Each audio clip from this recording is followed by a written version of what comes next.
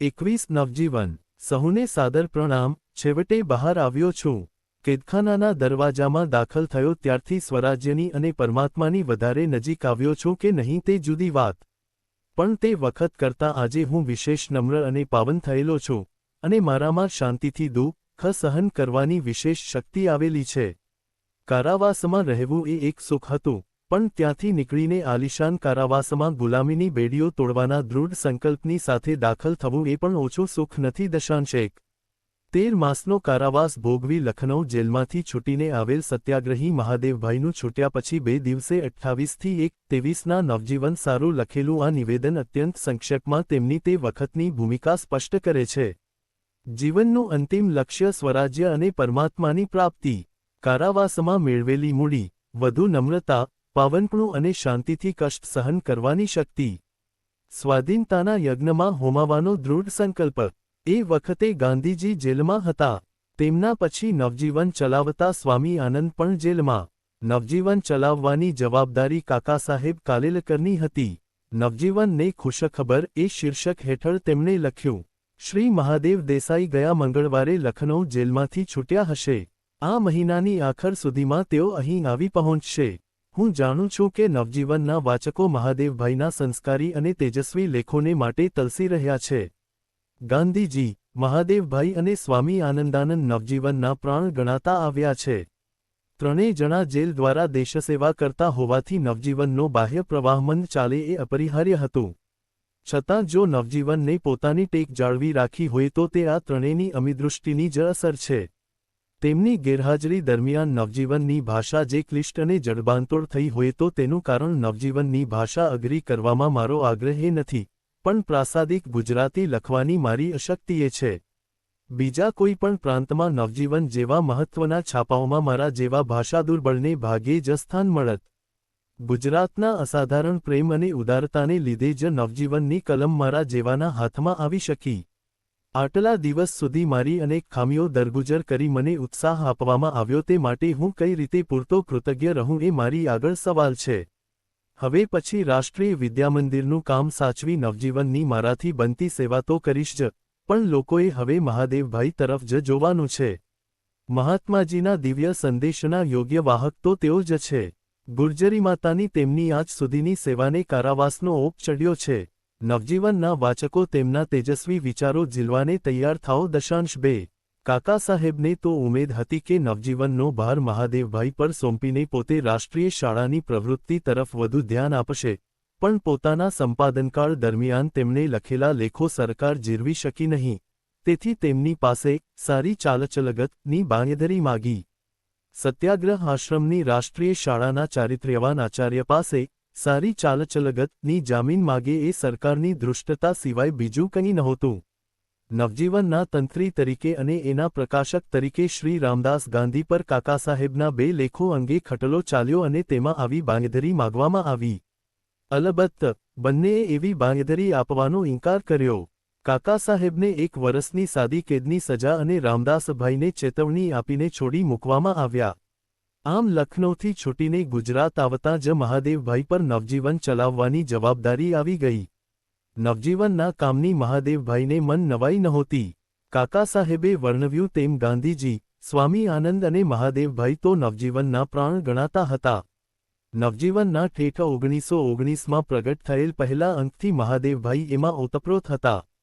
તેથી જ તેમને એ બાબતમાં પૂરું ભાન હતું કે તેઓ કેવી જવાબદારી અને શાનો વારસો સંભાળી રહ્યા હતા।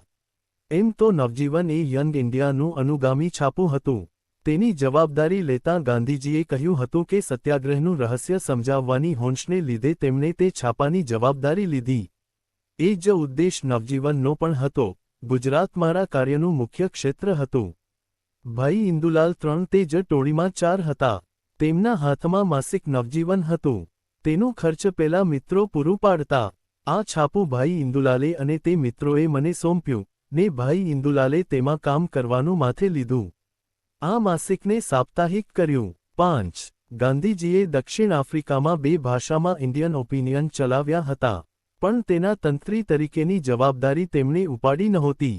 નવજીવનના તંત્રી તરીકેની જવાબદારી સંભાળતા ખુદ ગાંધીજીને પણ સંકોચ થયેલો એ મહાદેવભાઈ ક્યાં નહોતા જાણતા। ગાંધીજીએ તે વખતે લખ્યું હતું. તંત્રી તરીકે જાહેરમાં ઓળખાવાનો આ પહેલો પ્રસંગ આવ્યો છે. તેને મેં વધાવી લીધો છે. પણ હું ધ્રુજી રહ્યો છું. મારી જવાબદારીનું મને પૂરું ભાન છે.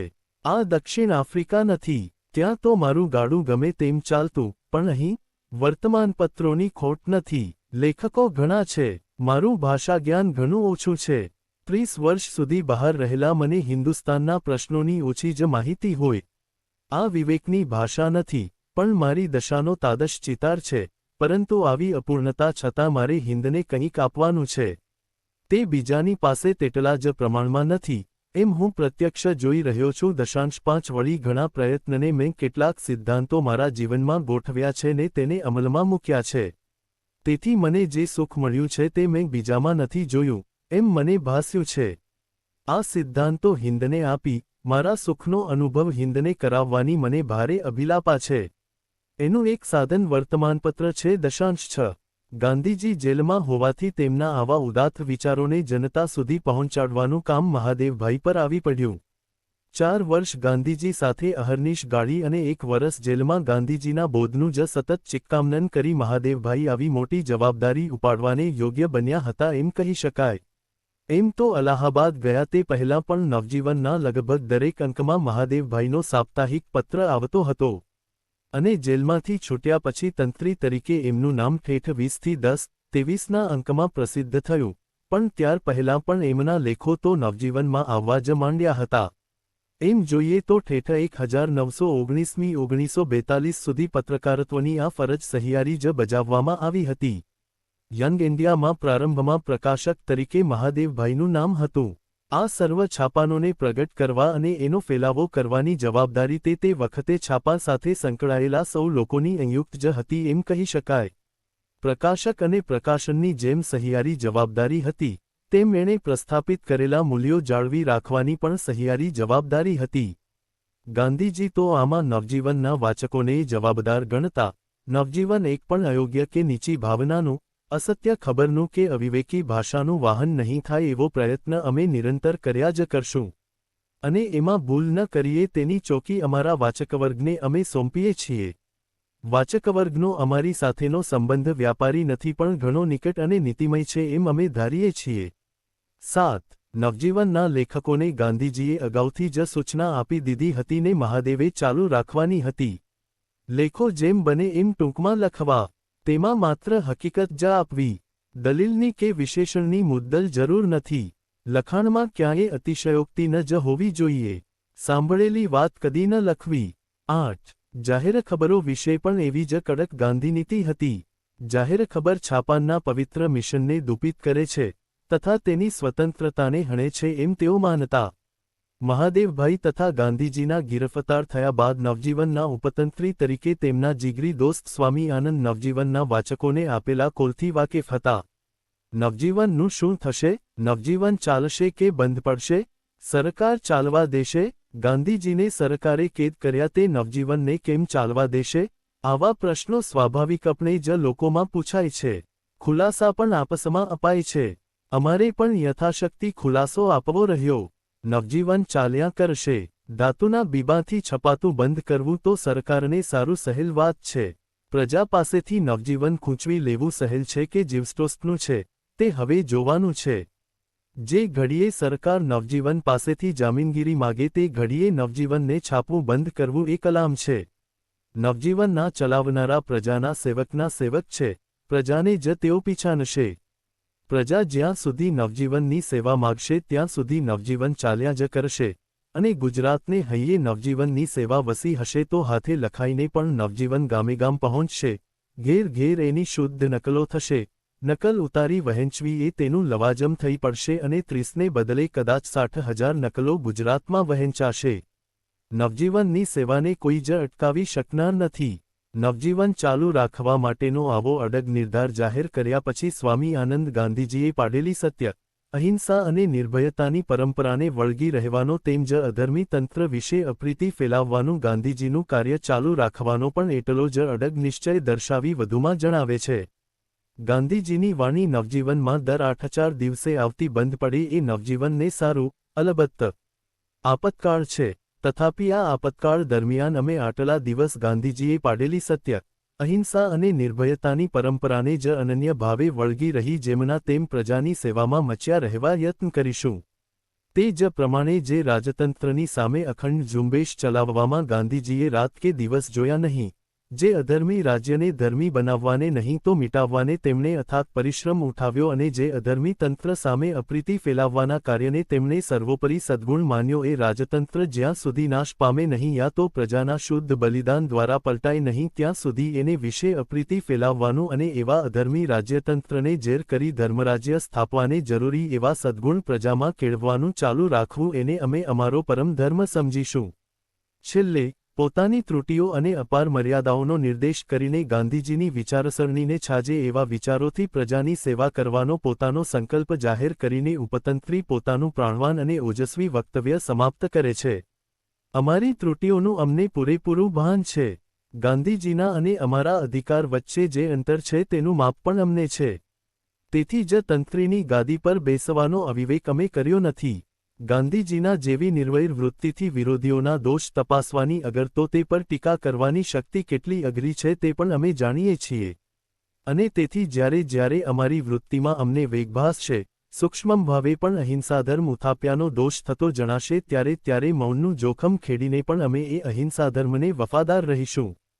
તે જ પ્રમાણે ગાંધીજી જતાં તેમની અલૌકિક પ્રતિભામાંથી હરઘડી જન્મ પામતા અનેક જીવનદાયી વિચારો દર અઠવાડિયે પ્રજાને પીરસવાનું ભાગ્ય અમને ન રહ્યું હોય તો પણ એમણે સ્થાપેલી વિચારસરણીને છાજે એવા જ વિચારોથી પ્રજાની સેવા કરવાના સંકલ્પમાં દૃઢ રહીશું.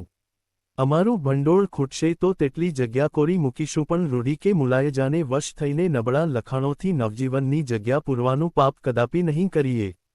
છેલ્લા 3 વર્ષના પોતાના અથાગ પરિશ્રમ દરમિયાન ગાંધીજીએ પ્રજાના ઘડતરને લગતા જે અસંખ્ય ઉદ્ગારો આપણે સારું મૂક્યા છે એને આપણે આપણા અંતરમાં વારંવાર દોહરાવીએ, એને અમલમાં મૂકવા મથીએ અને સૌ પોતપોતાનો ધર્મ સમજી જઈએ તો પણ સહેજે સ્વરાજ લઈને બેસી જઈએ. 9.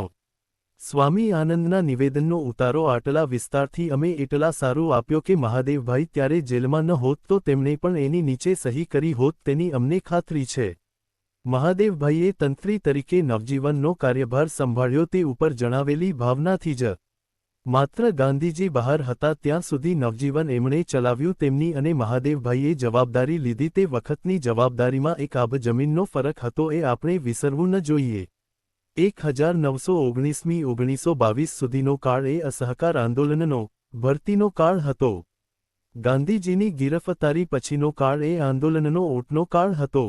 સરકારે ઠેઠ 1922 સુધી ગાંધીજીને જેલમાં નહોતા પૂર્યા એનું એક કારણ એ પણ હતું કે તેમને જેલમાં પૂરવાથી પરિસ્થિતિ કેટલી વણસશે તેનો તેને અંદાજ નહોતો. તેથી ત્યાર સુધી નેતાઓને અલગ પાડી ગાંધીજીના સૌ સાથીઓને પકડી એમની પાંખો કાપી નાખવાની હતી. પણ ચૌરી ચૌરાની ઘટના એ એક રીતે જોઈએ તો અસહકાર આંદોલનના વળતા પાણીની બીના હતી. તે પછી ગાંધીજીએ આંદોલન મોકૂફ રાખ્યું તેને લીધે દેશના નેતૃત્વમાં કમોબેશ પ્રમાણમાં અસંતોષ જાગ્યો હતો. બલકે નેતાઓ તો ઘણા ખરા જેલમાં જ હતા અને સ્વયંસેવકો આવા ધડાકાથી ડઘાઈ ગયા હતા.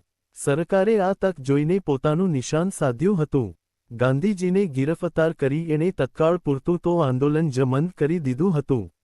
આખા દેશમાં અસહકાર આંદોલનને લીધે જે ત્યાગ અને બલિદાનની ભાવનાનો જુવાળ આવી રહ્યો હતો તે ગાંધીજીની ગિરફતારી પછી ઓસરવા લાગ્યો. પણ જવાહરલાલ નહેરુએ પાછળથી નોંધ્યું છે તેમ ગાંધીજી બહાર હતા તે દરમિયાન જ આંદોલનમાં આંતરિક સંગઠનની તાકાત તો બહુ નહોતી દેખાતી.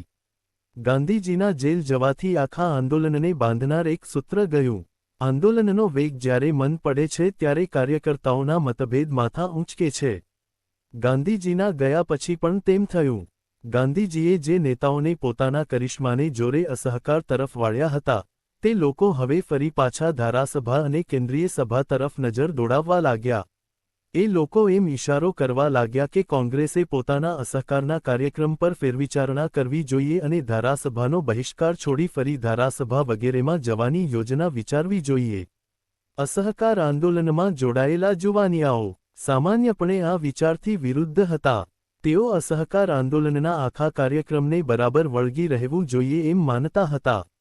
આમ કોંગ્રેસની આગેવાનીમાં સ્વરાજિસ્ટો એટલે કે ધારાસભામાં જવામાં માનનારાઓ એક તરફ અને અસહકારીઓ એટલે કે ધારાસભાઓ, વકીલાત વગેરેના બહિષ્કારમાં માનનારા બીજી તરફ થઈ ગયા. સામાન્ય લોકભાષામાં આ બે જૂથોને ફેરવાદી અને નાફેરવાદીઓ તરીકે ઓળખવામાં આવતા.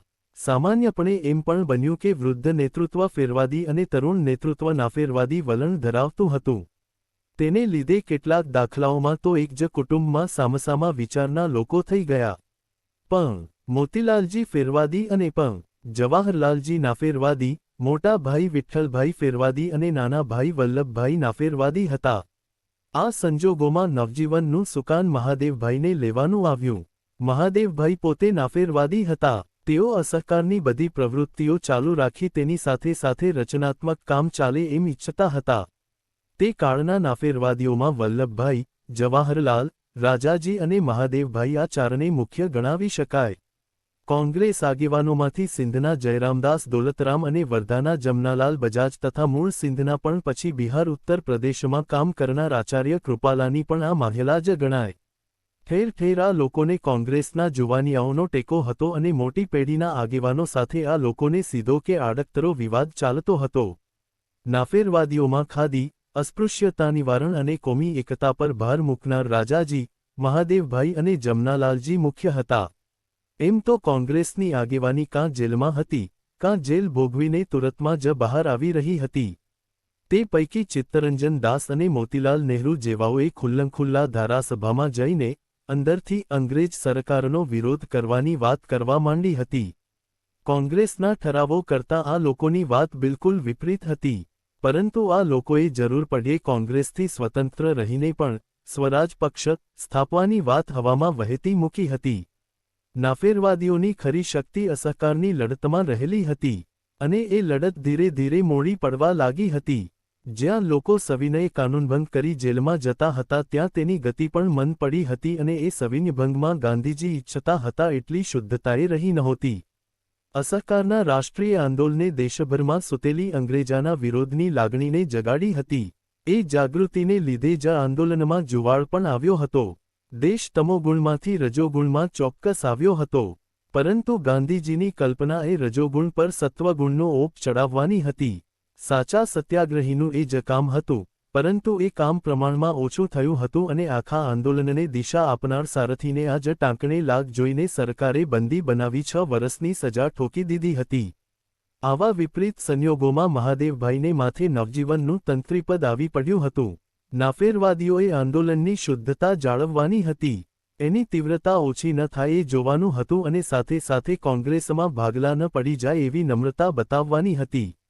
મહાદેવભાઈને માથે એકલે હાથે આ ત્રિવિધ મૂલ્યો જાળવવાનું કામ નવજીવનના તંત્રી તરીકે આવી પડ્યું. ખરું જોતાં એના તંત્રી બન્યા અને એની હસ્તલિખિત પ્રત કાઢ્યા પછી તેમણે બાયરનની માફક રાતોરાત જગપ્રસિદ્ધિ મેળવી હતી પણ એ પ્રસિદ્ધિને યોગ્ય વ્યક્તિત્વને ખીલવવાનું કામ હવે એમની ઉપર આવી પડ્યું. એકલે હાથે એટલા સારું કહ્યું કે આ બાબતમાં કદાચ એમને સૌથી વધારે મદદ કરી શકે એવા સ્વામી આનંદ અને કંઈક અંશે કાકાસાહેબ પણ તે વખતે ઓની પછવાડે હતા. વધુ નમ્ર અને વધુ પાવન થયેલા મહાદેવે 13 માસના જેલવાસમાંથી છૂટ્યા બાદ એક ક્ષણના પણ વિલંબ વિના આ ભગીરથ કામ માથે ઉપાડ્યું. નવજીવનના તંત્રી તરીકે નામ તો હજુ 9 માસ પછી છપાવાનું હતું.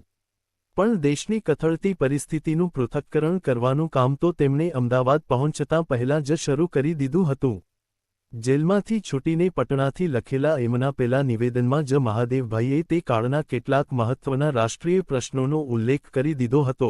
આપણી છાવણીમાં સંપ તૂટ્યો, એ એક ભારે અફસોસની વાત. ને જે દર્દ દિલને બાળી મૂકે છે, તે શું છે? તે તો લોકોમાં હું જે ઉદાસીન વૃત્તિ જોઈ રહ્યો છું તેનું છે. ત્રીજી વાત લોકોએ ખાદીને વિસારી દીધી એ છે. લખનૌ અને અલાહાબાદના ખૂણેખૂણાઓમાં હું નજર દોડાવી આવ્યો. બધાના જ શરીર પર વરવું ઝેર પરદેશી કપડું. પછી આખા આંદોલન અંગે કહે છે, બહારનું જગત એક અસહ્ય થઈ પડેલા રાજ્યતંત્રની સાથે એક અદ્ભુત યુદ્ધ આપણે આદર્યું છે તે જોઈને આશ્ચર્યચકિત થાય છે. ત્યારે આપણે તો લડાઈથી થાકી ગયેલા જેવા બની ગયા છીએ. 10. લખનૌથી છૂટ્યા બાદ મહાદેવભાઈ અલાહાબાદ જઈને પણ મોતીલાલજીને મળ્યા હતા. પંડિતજીના વિચાર તે વખતે સ્પષ્ટપણે ફેરવાદી હતા. એમને વિશે લખવામાં મહાદેવ પોતાની સર્વ નમ્રતા એમને ચરણે ધરે છે અને છતાં વાત તો યરવડા જેલમાંથી રાજાજીએ પાઠવેલો સંદેશો સાચો છે એ જ કરે છે. તેઓ લખે છે, આ 2 દિવસ મને માનનીય પંડિત મોતીલાલજીના ચરણમાં બેસવાનું પરમ ભાગ્ય પ્રાપ્ત થયું. એમના પુત્રી ગંભીર બીમારીમાં છે, તેથી પંડિતજીના મન ઉપર ફિકરનો ભારે બોજો છે, છતાં એઓ ચિત્તની શાંતિ જાળવી રહ્યા છે અને મારી સાથે 1-2 પ્રસંગે હૃદય ખોલીને વાતચીત કરવાની કૃપા કરી. પરંતુ હું દિલગીર છું કે એમના કહેવાના પરિણામે મારા વિચાર બદલાઈ નથી શક્યા. બધી દલીલોનો વિચાર કર્યા પછી પણ દિલ એ જ સાક્ષી પૂરે છે કે ધારાસભામાં નથી જતા એ કાંઈ પાપ નથી, પણ આપણા રચનાત્મક કાર્યક્રમને ઢીલો પડવા દેવો એમાં તો જરૂર પાપ છે. હું જેલમાં હતો ને જ્યારે જેલમાં અમને છાપા આપવામાં આવતા તે વખતે લીડર પત્રમાં શ્રી રાજગોપાલાચારીનો યરવડાથી મોકલેલો સંદેશો મારા વાંચવામાં આવ્યો હતો. એ વખતે જ મને કુદરતી રીતે એમ લાગી ગયું હતું અને આજે પણ તે જ ખરું લાગે છે કે એઓ એમના ગુરુના ખરા શિષ્ય છે.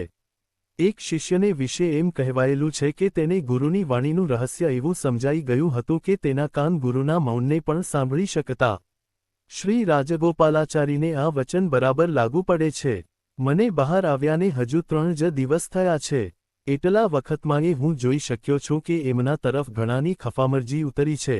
કદાચ ગુસ્સો પણ હોય, છતાં એની કાંઈ ફિકર નથી, કારણ એમનું અંતર કેવું વિશાળ છે તે હું જાણું છું. એમના ઘેરા હૃદયસરમાંથી જે પ્રેમના ફુવારા નીકળે છે તે એમની સામે મંડાયેલા ક્રોધને શમાવી દેશે એવી મારી ખાતરી છે. મને લાગે છે કે આપણા નેતાઓ આપણને છોડી ગયા તેનું કારણ એ જ છે કે આપણે એમને નિરુત્સાહ, ઉદાસીનતાને ઘોર અંધકાર બતાવીને એમનો ઉત્સાહ મારી નાખ્યો. જે ઘડીએ આપણે તે ખંખેરી નાખીશું તે જ ઘડીએ તેઓ આપણો પૂન સ્વીકાર કરી લેશે. દશાંશ 1. નવજીવનમાં લેખોની પરંપરા શરૂ કરતાં પહેલાં સ્વાભાવિક રીતે જ મહાદેવભાઈને એક શૂળ સાલે છે. અત્યાર સુધી તો તેઓ ગાંધીજીના પ્રવાસના વર્ણનો લખતા, હવે પોતાની મુસાફરીનું વર્ણન લખવાનો વારો આવ્યો. મને જેલમાંથી નીકળતા અનેક વાર થઈ ગયું છે કે હું મૌનવ્રત લઈને બેસી જાઉં તો શું ખોટું? ગાંધીજીના સંદેશ સિવાય બીજો સંદેશ મારે આપવાનો શો હોય, અને એમના સંદેશ તો એમની વાણીમાં શાશ્વત સંગ્રહાયેલા છે. 12. છતાં ગાંધીજીના સિપાઈ તરીકે તેમણે નવજીવનમાં લખવા માંડ્યું. પોતાની દીકરીની ગંભીર માંદગી છતાં મહાદેવ સાથે રાજીખુશીથી વાતો કરતા અને ઠઠ્ઠામશ્કરી કરનાર મોતીલાલજી વિશે મહાદેવભાઈએ લખ્યું. આવા આરોગ્યયુક્ત લોકનાયક આપણાથી આજે રિસાઈને બેઠા છે, એ આપણા દેશનું કેવું દુર્ભાગ્ય છે. મોતીલાલજી સાથેની વાતચીતમાં મહાદેવભાઈએ મુખ્યત્વે 2 દલીલો કરી. ધારાસભામાં જવામાં શહેનશાહને વફાદાર છું એમ કહેવું પડે છે અને કાઉન્સિલમાં જવામાં અંગ્રેજ સરકારની સત્તાના સર્વોપરીપણાનો સ્વીકાર કરવામાં આવે છે. પંડિતજીએ પહેલી દલીલને લાગણીથી પ્રેરાયેલી અને બીજીને અતિશય તાર્કિકતાથી પ્રેરાયેલી કહીને હસી કાઢી. મહાદેવભાઈએ એને વિશે 2 જ વાક્યો લખ્યા છે, હસી જ કાઢેને. હું તો એમની આગળ બાળક જેવો રહ્યો. 13. ગુરુની ગેરહાજરીનું શૂળ અંતરમાં સતત ચાલતું હતું તે છતાં રોજેરોજ જેમની સાથે ચર્ચા વિચારણા કે મસલત કરી શકાય તેવા સાથીઓ પણ જ્યારે બંદીખાનામાં પહોંચી ગયા હતા ત્યારે નવજીવન મારફત અઠવાડિયે એ ઓસરતા આંદોલનની તાકાતને ટકાવી રાખવાની જવાબદારી મહાદેવભાઈ પર આવી પડી. તેમણે તે જવાબદારી અખૂટ ધીરજ, અસાધારણ હિંમત અને છતાં પોતાની સ્વાભાવિક મધુરતાને જરાયે આંચ લાગવા દીધા વિના સંભાળી લીધી. આ કાળે શ્રી રાજગોપાલાચારી યંગ ઇન્ડિયાના તંત્રી હતા. તેમના લેખોથી મહાદેવભાઈને ઘણી મદદ મળતી. લગભગ આ જ અરસામાં જમનાલાલજી તથા વલ્લભભાઈ નાગપુરના ઝંડા સત્યાગ્રહમાં પ્રત્યક્ષ કાનૂનભંગના કાર્યક્રમમાં રોકાયેલા હતા. આ સત્યાગ્રહની તક સરકારે જાતે જ પૂરી પાડી હતી. 13મી એપ્રિલ 1923ને દિને લોકોનું એક સરઘસ તિરંગા ઝંડા સાથે નાગપુર શહેરની સિવિલ લાઇન્સ તરફ જતું પી. મધ્ય પ્રાંત અને વરાડની સરકારે અટકાવ્યું હતું અને એ આખા ક્ષેત્રમાં 144મી કલમ ઘોષિત કરીને 4 કે તેથી વધુ લોકોને ભેગા થવાની સરકારે મનાઈ ફરમાવી હતી. સ્વયંસેવકો ઝંડો લઈને ગમે ત્યાં ફરવાનો પોતાનો અધિકાર જાહેર કરી તેઓ આગળ જવા લાગ્યા. તેથી તેઓ પકડાયા અને તેમને સજા થઈ. આ પ્રવૃત્તિએ ઝડપથી આંદોલનનું સ્વરૂપ પકડ્યું. કોંગ્રેસ કારોબારી અને મહાસમિતિના એને આશીર્વાદ સાંપડ્યા. સરઘસની આગેવાની કરતા શેઠ જમનાલાલ બજાજને રૂ.3000નો દંડ થયો. એ વસૂલ કરવા એમની કાર જપ્ત થઈ. પણ નાગપુરમાં એ કોઈ ખરીદવા તૈયાર થયું નહીં. તેથી તેને કાઠિયાવાડ લઈ જવી પડી. કોંગ્રેસે વલ્લભભાઈ પટેલને ઝંડા સત્યાગ્રહની આગેવાની સોંપી. આખા દેશમાંથી સ્વયંસેવકોની ટુકડીઓ આવી, સત્યાગ્રહ થયા, સ્વયંસેવકો પકડાઈને જેલમાં ગયા, ત્યાં તેમણે ઘણી હાડમારીઓ હસતે મોંએ ઝીલી. વલ્લભભાઈ મહાદેવભાઈને નિયમિત રીતે નાગપુર સત્યાગ્રહની સઘળી ગતિવિધિઓથી વાકેફ રાખતા. ખેડા સત્યાગ્રહ વખતે મહાદેવ અને વલ્લભભાઈ વચ્ચે જે મૈત્રીનો સંબંધ બંધાયો હતો તે આ વખતે વધુ ગાઢ બન્યો અને આંદોલનની વ્યૂહરચનાની ઝીણામાં ઝીણી વિગતો પણ એકબીજાની જોડે ચર્ચી શકે, એકબીજાને ગુજરાત અને નાગપુરને બે છેડે જુદા જુદા કામની ફાળવણી કરી શકે તેવો પરસ્પર દૃઢ વિશ્વાસનો બન્યો હતો. વલ્લભભાઈને નાગપુર સત્યાગ્રહ બાબત મોટા ભાઈ વિઠ્ઠલભાઈનો એટલો સહકાર મળતો નહીં, પણ મહાદેવભાઈ સાથે તેઓ રણક્ષેત્રની દરેક ચાલ ચર્ચી શકતા. નમૂના પૂરતો એમનો એક પત્ર જોઈએ. ઓગસ્ટ 1923. પ્રિય ભાઈ મહાદેવ, લડત બહુ જ સુંદર છે.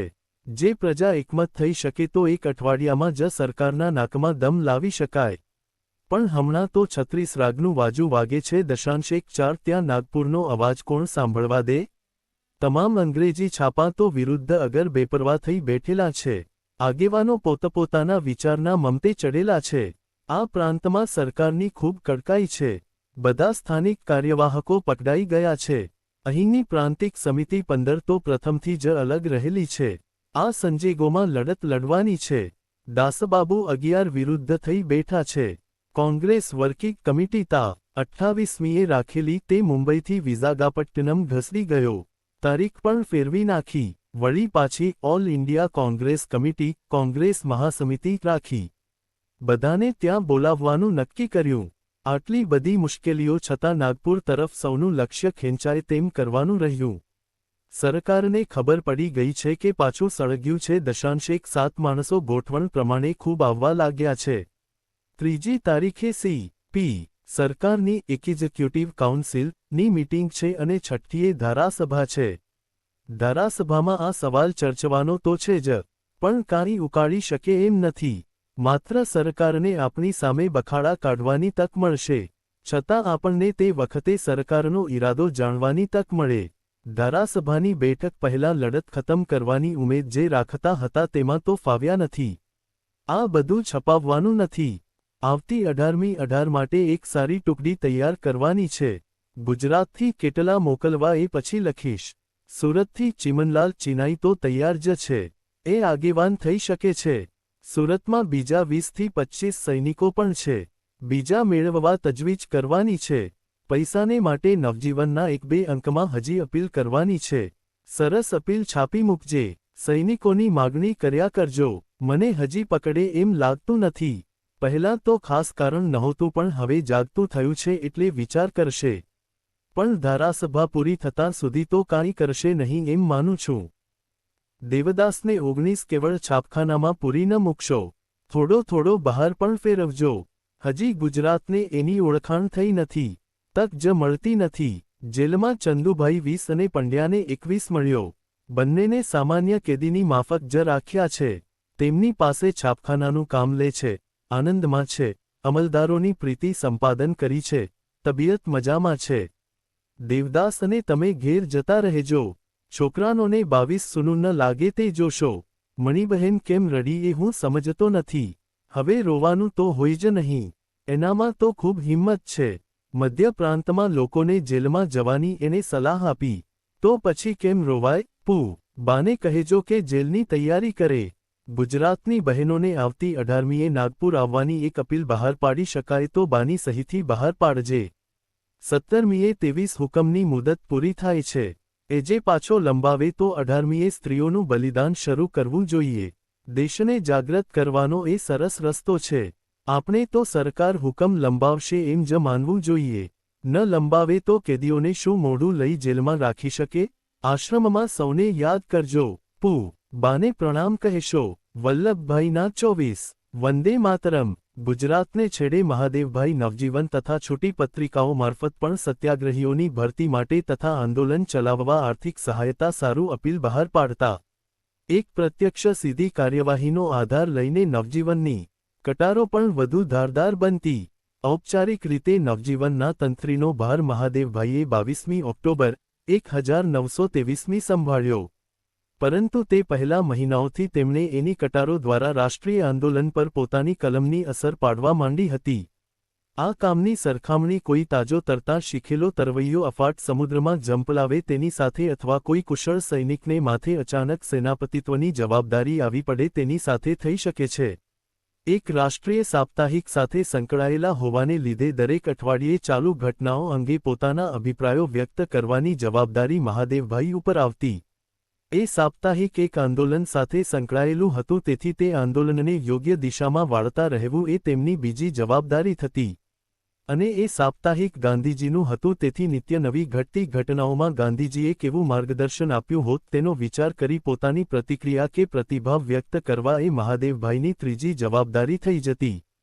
છેલ્લા થોડા વર્ષો દરમિયાન રાષ્ટ્રને ખૂણે ખૂણે ફરવાનું અને રાષ્ટ્રીય નેતૃત્વ ધરાવતી ઘણીખરી વ્યક્તિઓ સાથે ઘનિષ્ઠ સંબંધમાં આવ્યા હોવાથી મહાદેવ ઉપર વર્ણવી તેમાંથી પહેલી જવાબદારી ઉપાડી શકતા હતા. અસહકાર આંદોલનના જનકની સાથે રહી આંદોલનની વ્યૂહરચનાઓનું સૂક્ષ્મ નિરીક્ષણ કરેલું તેને લીધે અને વલ્લભભાઈ તેમ જ રાજગોપાલાચારી જેવા કુશળ સેનાપતિઓનું પીઠબળ હોવાને લીધે મહાદેવ બીજી જવાબદારી ઉઠાવી શકતા અને ગાંધીજી સાથે ત્યાર સુધીમાં સાધેલા તાદાત્મ્યને કારણે ત્રીજી જવાબદારી ઉપાડવી તેમને સહજ થઈ પડતી. અલબત્ત આખા કામ બાબત એમનો પોતાનો અભિગમ તો નમ્રતાપૂર્ણ જ હતો, તેને લીધે તેઓ અનેક લોકો સાથે મતભેદોને કારણે ઉત્પન્ન થઈ શકે એવા મતભેદમાંથી ઉગરી જતા.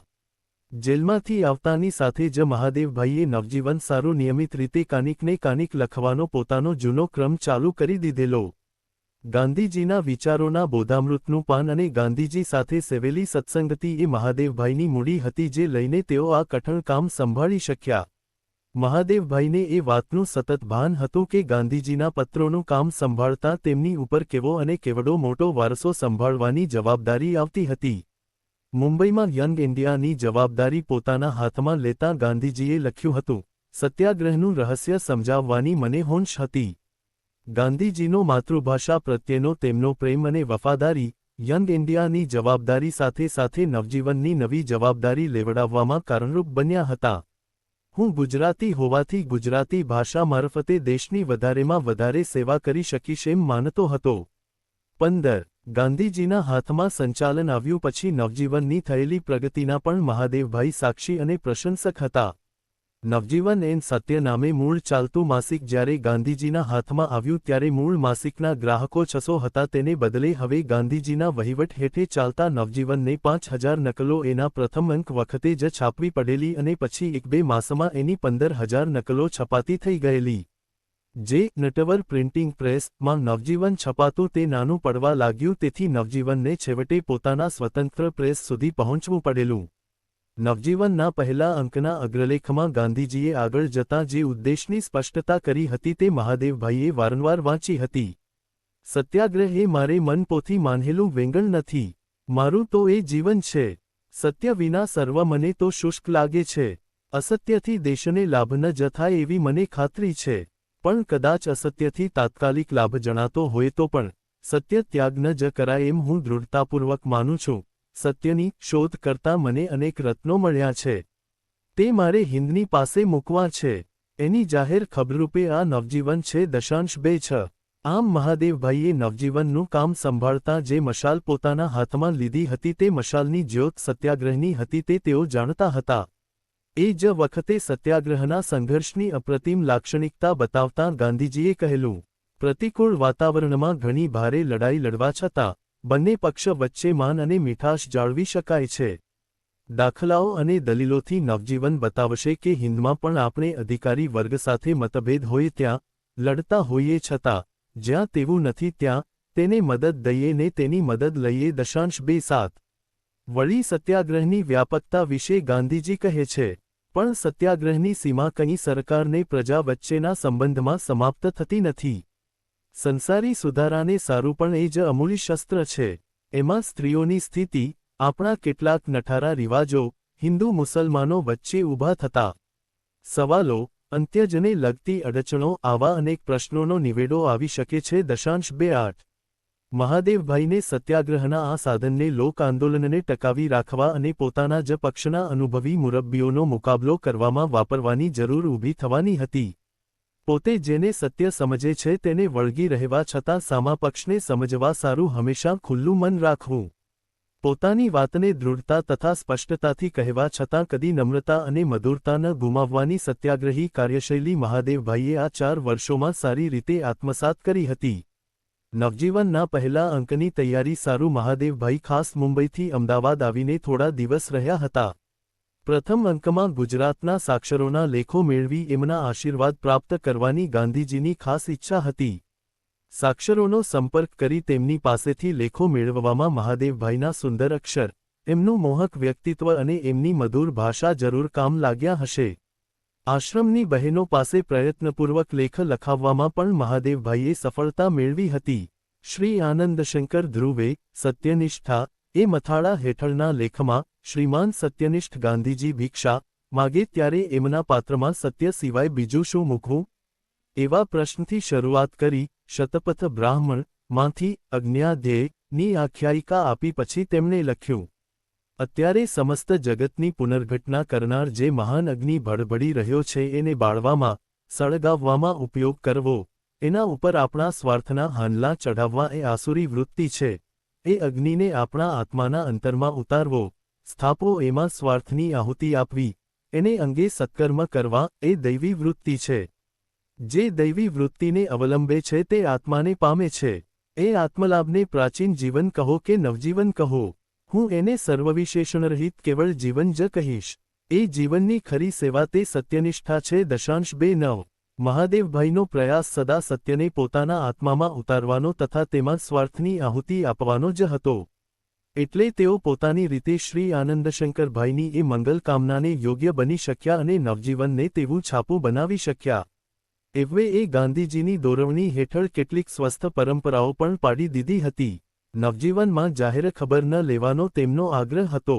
એવે આરંભથી જ એ અપેક્ષા રાખી હતી કે વાચકવર્ગનો અમારી સાથેનો સંબંધ વ્યાપારી નહીં પણ ઘણો નિકટ અને નીતિમય હશે. મહાદેવભાઈને સારું આ સૂચના આચારસંહિતા જેવી થઈ ગઈ હતી.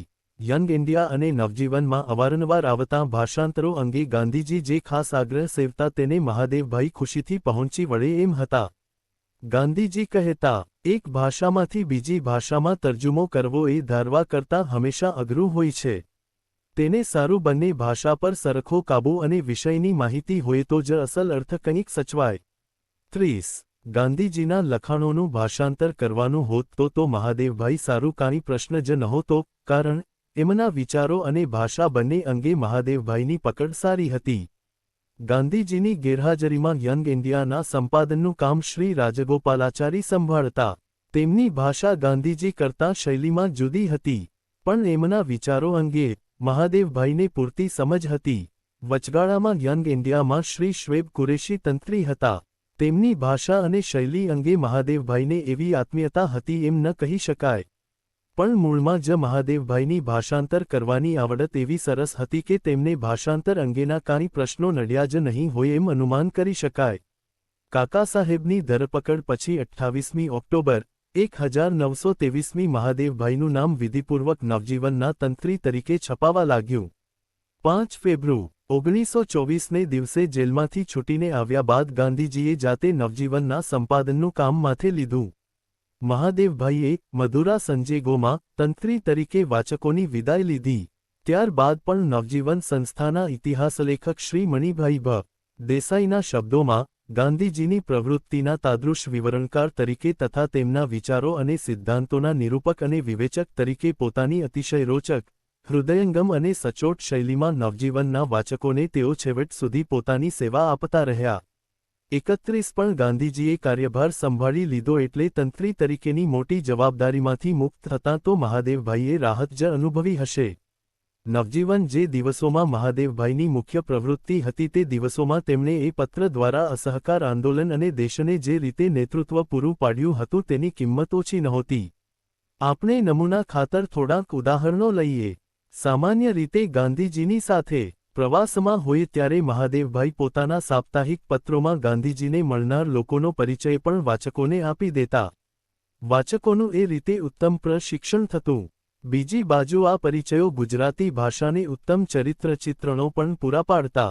ગાંધીજી જેલમાં હતા ત્યારે પોતાને મારી મુસાફરી નામે લેખ લખવો પડ્યો એને અંગે મહાદેવભાઈ ઘણો સંકોચ અનુભવે છે.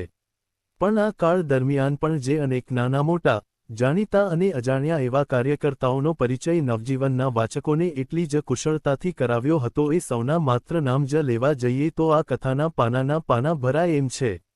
પણ રસ ધરાવતા વાચકોને એટલું જરૂર જણાવીએ કે ડો. પી. સી. રોય, રાજાજી, દીનબંધુ એન્ડ્રુઝ, રવિન્દ્રનાથ ટાગોરના મોટા ભાઈ, બડો દાદા, એક અજ્ઞાત અંત્યજસેવક, શંકરલાલ બેંકર, મિયાં ગામના ડો. ત્રિભુવનદાસ ધર્મદાસ, મંચેરશા અવારી, કલ્યાણજીભાઈ, દયાળજીભાઈ, મોહનલાલ પંડ્યા, રવિશંકર મહારાજ, જમનાલાલજી, કાકા સાહેબ, વિનોબા વગેરેના ખૂબ થોડા શબ્દોમાં આપેલ ચરિત્રચિત્રણો વાચકોને ભરપૂર માહિતી આપવા ઉપરાંત ઉચ્ચ પ્રકારની સાહિત્યિક ગુણવત્તા ધરાવે છે. પરંતુ આ કાળમાં મહાદેવભાઈનું મુખ્ય મિશન તો લોક આંદોલનના યજ્ઞના વહનીને પ્રજ્વલિત રાખવાનું જ હતું. તેને અંગે લખવામાં મહાદેવભાઈની કલમ આ કાળમાં વધુ તેજસ્વી બને છે. એક બાજુ મોતીલાલજી, ચિત્તરંજન દાસ જેવા ફેરવાદીઓની દલીલોને પહોંચી વળવામાં મહાદેવભાઈની વકીલ તરીકેની બધી શક્તિ ખીલી ઉઠે છે. બીજી તરફથી કવિવર રવિન્દ્રનાથ ઠાકુરને જે અસહકાર આંદોલન કે જલિયાંવાલા બાગ અંગે સહેજ વાંકુનવચકું બોલતા સાંભળે છે તો તેમને પણ જવાબ આપતા મહાદેવભાઈ ચૂકતા નથી. શ્રી વિઠ્ઠલભાઈ પટેલ પણ મહાદેવભાઈના સપાટામાંથી બચવા પામ્યા નથી. દેશવિદેશના લોક આંદોલનમાંથી ઉદાહરણો લઈ લઈને તેઓ તે કાળના અસહકાર આંદોલનને પુષ્ટ કરે છે. કોઈ વાર આયર્લેન્ડના કવિના આંદોલન પ્રત્યેના અભિગમની તુલના આપણે ત્યાંના કવિ રવિન્દ્રનાથ સાથે કરે છે. કોઈ વાર જર્મનીના ઝંડાગીતનો પાઠ આપીને નાગપુરમાં ઝંડા સત્યાગ્રહ સારું જનાર સત્યાગ્રહીઓને પ્રેરણા આપે છે. કોણ થાકે છે? નામના મથાળા હેઠળના એક લેખનો થોડોક ભાગ જુઓ. નાગપુર સત્યાગ્રહ પાખંડ છે. લુચ્ચા લફંગાઓએ અને દુતારાઓએ ઊભી કરેલી, યુરોપિયનોને સતાવવાની અને રાજસત્તાને ઊંધી વાળવાની હિલચાલ છે. એવી ગાળ દઈ ટાઈમ્સ પત્ર સરકારને ભલામણ કરે છે કે દારૂગોળાના ઝપાટામાં આવ્યા વિના સરકારની સાથે લડી શકાય છે એવી આ લોકોની ભ્રમણા ભાંગવી જોઈએ. જ્યાં સુધી શાંત રીતે લડાઈ ચાલતી હતી ત્યાં સુધી સરકારની દૃઢતા સામે જ આપણે ઊભા રહેવાનું હતું. હવે એમાં દારૂગોળો વધ્યો છે. દારૂગોળાની તો હિતૈષીની સૂચના, એ સૂચના ઉપાડી લેવાનો વખત સરકાર શોધતી હશે. દરમિયાન કેટલાક બીજા ઉપાયો પણ તેણે યોજવા માંડ્યા છે. ઓએપત્રે 7/32ના ડેપ્યુટી કમિશનરના તરફથી ફેરવવામાં આવતો પરિપત્ર છાપ્યો છે. તે સરકારના નવા ઉપાયો સરસ રીતે પ્રગટ કરે છે. પરિપત્ર લોકોને ચેતવણીરૂપે છે. લોકોને જાહેર થાય જે ખોટી ઉશ્કેરણીથી તમને નાગપુર મોકલવાનો પ્રયત્ન થઈ રહ્યો છે, જ્યાં જઈને તમારે સભ્ય વસ્તીમાંના કેટલાક ભાગોમાં રાષ્ટ્રીય વાવટો નામનો વાવટો લઈને પેસવું પડશે અને પકડાઈ જવું પડશે. તમને આવું કહેનારાઓ તમને સમજાવે છે કે આ તમારા દેશનો વાવટો છે અને તમારા દેશનું માન જાળવવા ખાતર તમારે એટલો ભોગ આપવો જોઈએ. પણ સાચી વાત શી છે તે જાણો. આ વાવટો નથી તમારા દેશનો કે નથી તમારા બાપદાદાનો. તેમણે કદી એવા વાવટા હોવાનું સાંભળ્યું નહોતું. આ વાવટા અને તમારા દેશના માનની વચ્ચે કશો સંબંધ નથી. છેલ્લા 2-3 વર્ષમાં કેટલાક બાબુઓએ કોંગ્રેસની સાથે સંબંધ દર્શાવવાને માટે આ રાજકીય વાવટો પેદા કર્યો છે. અસહકારી નેતાઓ તમે જેલમાં જાઓ એમ ઈચ્છે છે. એ ઈચ્છામાં તમારા દેશના માનની લાગણી રહેલી છે એમ રખે માનશો. તેમનો એક જ હેતુ, એમાં પોતાનો સ્વાર્થ સાધવાનો છે. તે હેતુ એ જ કે સરકાર જુલમી છે એમ લોકોને બતાવવાની તક સાધવી. 33. તમારે જાણવું જોઈએ કે અત્યાર સુધીમાં જે લોકો જેલમાં ગયા છે તેઓ ભોળા ખેડૂતના છોકરા છે. વેપારીઓ, દુકાનદારો અથવા વકીલો અને બીજા સાક્ષરોના છોકરાઓ તો આ સરઘસમાં શામિલ થતા નથી. આનું કારણ એ જ કે એ લોકો વાંચિલખી જાણતા હોય, આ તો બધી બેવકૂફી છે એમ સમજે છે. ગરીબ બિચારા ભોળા નિરક્ષર લોકો નેતાઓના જૂઠાણાથી ફસાયા છે. જૂઠાણાના આ નમૂનામાંથી એક વાત તો સાફ નીકળે છે. જે અભણ અને નિરક્ષરને લઈ જવામાં આવે છે તેઓ, સરકાર તરફથી અત્યાર સુધી કહેવામાં આવતું હતું તેમ, ભાડૂતી નથી હોતા કારણ નેતાઓ તેમને કોઈપણ જાતની મદદ નથી આપતા એવી તો ફરિયાદ છે. કેવળ રાષ્ટ્રીય વાવટા જેવી વસ્તુની ગેરસમજથી જ તેઓ જાય છે. બીજી વસ્તુ એ રહેલી છે કે ડેપ્યુટી કમિશનર મી. હુઇલની બધી દલીલો, નેતાઓ કશો ભોગ આપવા નથી માગતા એ દલીલની ઉપર અવલંબેલી છે, એટલે જૂઠાણા ઉપર અવલંબેલી છે. આજે મધ્ય પ્રાંતનો ગામડીઓ પણ જમનાલાલજી, ભગવાન દીનજી, નીલકંઠરાવજી, વિનોબાજી જેલમાં જઈને બેઠા છે એમ નહીં જાણતો હોય એવું તો ભાગ્યે જ બને. અભણ ગામડિયા પણ મી. હુઈલ જેવા બેવકૂફ હોય છે એમ માનવાનું કશું કારણ નથી. જો તેઓમાં મી. પ્રેટને 34 જવાબ આપવાની જે શક્તિ ખેડાના ખેડૂતોમાં હતી તેવી શક્તિ હોય, તો મી. હુઈલને પણ તેઓ જરૂર કહે કે તમારા બાપદાદા કેટલાક યુનિયન જેકને સમજતા હતા. પણ ખરી વાત તો એ છે કે એવા જૂઠાણાને જવાબ આપવાની આજે જરૂર રહી નથી. આખા દેશની ગંગાઓ જ્યાં નાગપુરના મહાસાગરમાં જઈને મળી રહી છે ત્યાં મી. હુઈલ જેવા રેતીના રણની વાતો કરીને કોની આંખમાં ધૂળ નાખી શકશે? 35. દારૂગોળાનો જવાબ બરાબર આપવાનો રહેશે. નાગપુરના નેતાઓ જેલમાં બેઠા છે, ખેડાના ચુનંદા વીરો ગયા છે, દૂર તામિલ પ્રાંતમાંથી વિદ્વાન વીરો ગયા છે, અને કાલે જ આપણે ડો. ચંદુલાલ અને તેમની બહાદુર સેનાને મોકલી ચૂક્યા. ડો. હાર્ડિકર તો જઈને બેઠા છે જ, ત્યાં વળી તેમને તેમના જેવા બીજા ડો. જઈ મળવાના. પણ એટલામાં જ આપણો ફાળો પૂરો નથી થતો. હજી આપણે ત્યાંથી તો આપણે મોકલ્યા છે તેના કરતાં એ ભડવીરો મોકલવાના છે. ગુરુવારે ભરૂચના સૈનિકોનું સન્માન કરવાને માટે મળેલી સભામાં શ્રી વલ્લભભાઈએ જણાવ્યું કે શ્રી જીવનલાલ દિવાન અને બલુભાઈ ઠાકોર રાતદિન માગણી કરી રહ્યા છે કે અમને નાગપુર જવા દો. ડો. કાનુગા પણ જવાને ઉત્સુક છે, અને એ બધાને વિદાય દઈ શ્રી વલ્લભભાઈ પોતે નીકળશે. અનેક બહેનો 35 વર્ષના નિયમની સામે વાતો કરી રહી છે. સરકાર દારૂગોળની તૈયારી કરે તે પહેલાં તેણે 36 નિશ્ચય કરી લેવો જોઈએ કે તેણે કેટલે ઠેકાણે લડાઈ લડવી. નાગપુરમાં લડવી, ગુજરાતમાં લડવી, તામિલ પ્રાંતમાં લડવી કે સંયુક્ત પ્રાંતમાં લડવી. જમનાલાલજીની ઉપર ગુનામાં મદદ કરવાનો આરોપ હતો. ગુનામાં કોણ નથી મદદ કરતું? ખરી રીતે સરકારે તો મહાસમિતિના બધાએ સભ્યોને પકડવા જોઈતા હતા, કારણ લડતનું વિરાટ સ્વરૂપ મહાસમિતિના ઠરાવ પછી થયું છે. જેઓ સૈનિકોને મોકલી રહ્યા છે તેમને પકડવા જોઈએ. જે વર્તમાનપત્રો નાગપુર સત્યાગ્રહને ટેકો આપી રહ્યા છે તેના અધિપતિઓને પકડવા જોઈએ. આ બધાએ આજે પકડાવાને તલપાપડ થઈ રહ્યા છે, પણ સરકારનામાં સૌને પકડી દાવાનળ ઊભો કરવાની તાકાત નથી. આપણે જે આપભોગના પર્વ પાળી રહ્યા છીએ તે ચાલુ રાખીએ તો સરકારના દારૂગોળાને આપણે જવાબ આપવો પડશે કે આપણા ભોગનો સરકારને જવાબ આપવો પડશે, તે વિચારવું મુશ્કેલ નહીં રહે. એકવાર લડત લડ્યા, લડીને થાક્યા. ઈશ્વરે પાછી લડતની સંધિ આપી છે. આ વેળાની લડતનો ઢંગ જ એવો છે કે આપણે થાકી શકીએ જ નહીં. 37. 3 અને 17 જૂન 1923માં નવજીવનના 2 અંકોમાં મહાદેવભાઈ રવિન્દ્રનાથના પેલા 2 પ્રસિદ્ધ ગીતોના અનુવાદો, એકલો જાને રે અને ચિંતા કરીએ ચાલશેના અંકને પહેલે પાને છાપે છે. ત્યારથી આ ગીતો ગુજરાતમાં, કદાચ મૂળ બંગાળમાં સ્વદેશી આંદોલન વખતે પ્રસિદ્ધ થયા હતા ત્યારે તે હતા એના કરતાં એ વધુ લોકપ્રિય બન્યા અને ખુદ કવિને જ્યારે ગુજરાતી ભાષાંતર સંભળાવવામાં આવ્યા ત્યારે તેઓ ભાષાંતર સાંભળી મુગ્ધ થઈ ગયા હતા. નવજીવનના તંત્રીપદના આ કાળ દરમિયાન મહાદેવભાઈને ખાદી, દારૂબંધી તેમ જ કોમી એકતાના પ્રશ્નો વિશે પણ વારંવાર લખવાનો વારો આવતો. મહાદેવભાઈ જેટલો સવિન્યભંગ અંગે ઉત્સાહ ધરાવતા હતા, એનાથી જરાય ઓછો આ રચનાત્મક કાર્યો સારું નહોતા ધરાવતા. તેથી આ રચનાત્મક કાર્યક્રમને ટેકો આપતા તેમના લેખોમાં ગાંધીજીના લેખો જેટલી જ તાલાવેલી જોવામાં આવતી હતી. સરકારને પ્રિય બનવા ઈચ્છનાર સર અબ્દુલ રહીમે એક ભાષણમાં બાળકોને એવું ઠસાવવાનો પ્રયાસ કર્યો કે ખાદીકામ એ ઇસ્લામની વિરુદ્ધ છે. તેનો જવાબ મહાદેવભાઈએ યંગ ઇન્ડિયા 22-3-23ના અંકમાં આપ્યો. તેના કેટલાક ભાગ નીચે આપ્યા છે. સર અબ્દુલ રહીમને 38 બહુ વિચિત્ર રીતે, એકદમ પણ અમને ડર છે, બહુ મોડેથી, ઇસ્લામના હર્દનું ભાન થયું છે. કલકત્તાની મદરેસાના ઇનામ વિતરણ સમારંભના પ્રમુખ સ્થાનેથી કુમળી વયના બાળકો સમક્ષ ઇસ્લામના હર્દ વિશે એ આ પ્રમાણે બોલ્યા. આ અંગે અત્યારે એક ખાસ બાબત મારી નજરે ચઢે છે. ચરખા અને ખાદીનો નવો સંપ્રદાય એ અસહકારનું પ્રતીક છે. એમાં દુનિયાથી જુદા પડવાપણું છે. એમાં વિકસતી માનવજાતની નિત્ય વધતી જતી જરૂરિયાતોને પહોંચી વળવા માટે કુદરતી સંપત્તિનો ઉપયોગ કરવાના ખરા દિલના પ્રયત્નોનો ત્યાગ છે, અને એ ઇસ્લામના સમગ્ર હાર્દને અને ઇસ્લામી સંસ્કૃતિને પ્રતિકૂળ છે. સાચું પૂછો તો રાજકીય સંઘર્ષ અને મનોવિકારથી આંધળો બનીને ગમે એટલા આગ્રહપૂર્વક અને ખરા દિલથી પણ આ ઉપાય સૂચવનાર કોઈ મુસ્લિમ અને ઇસ્લામિક સંસ્કૃતિના આદર્શને અનુરૂપ માને એવું માનવાની હું ના પાડું છું. એ મુસ્લિમ હૃદયમાં કદી સાચો ઉત્સાહ પ્રગટાવશે નહીં.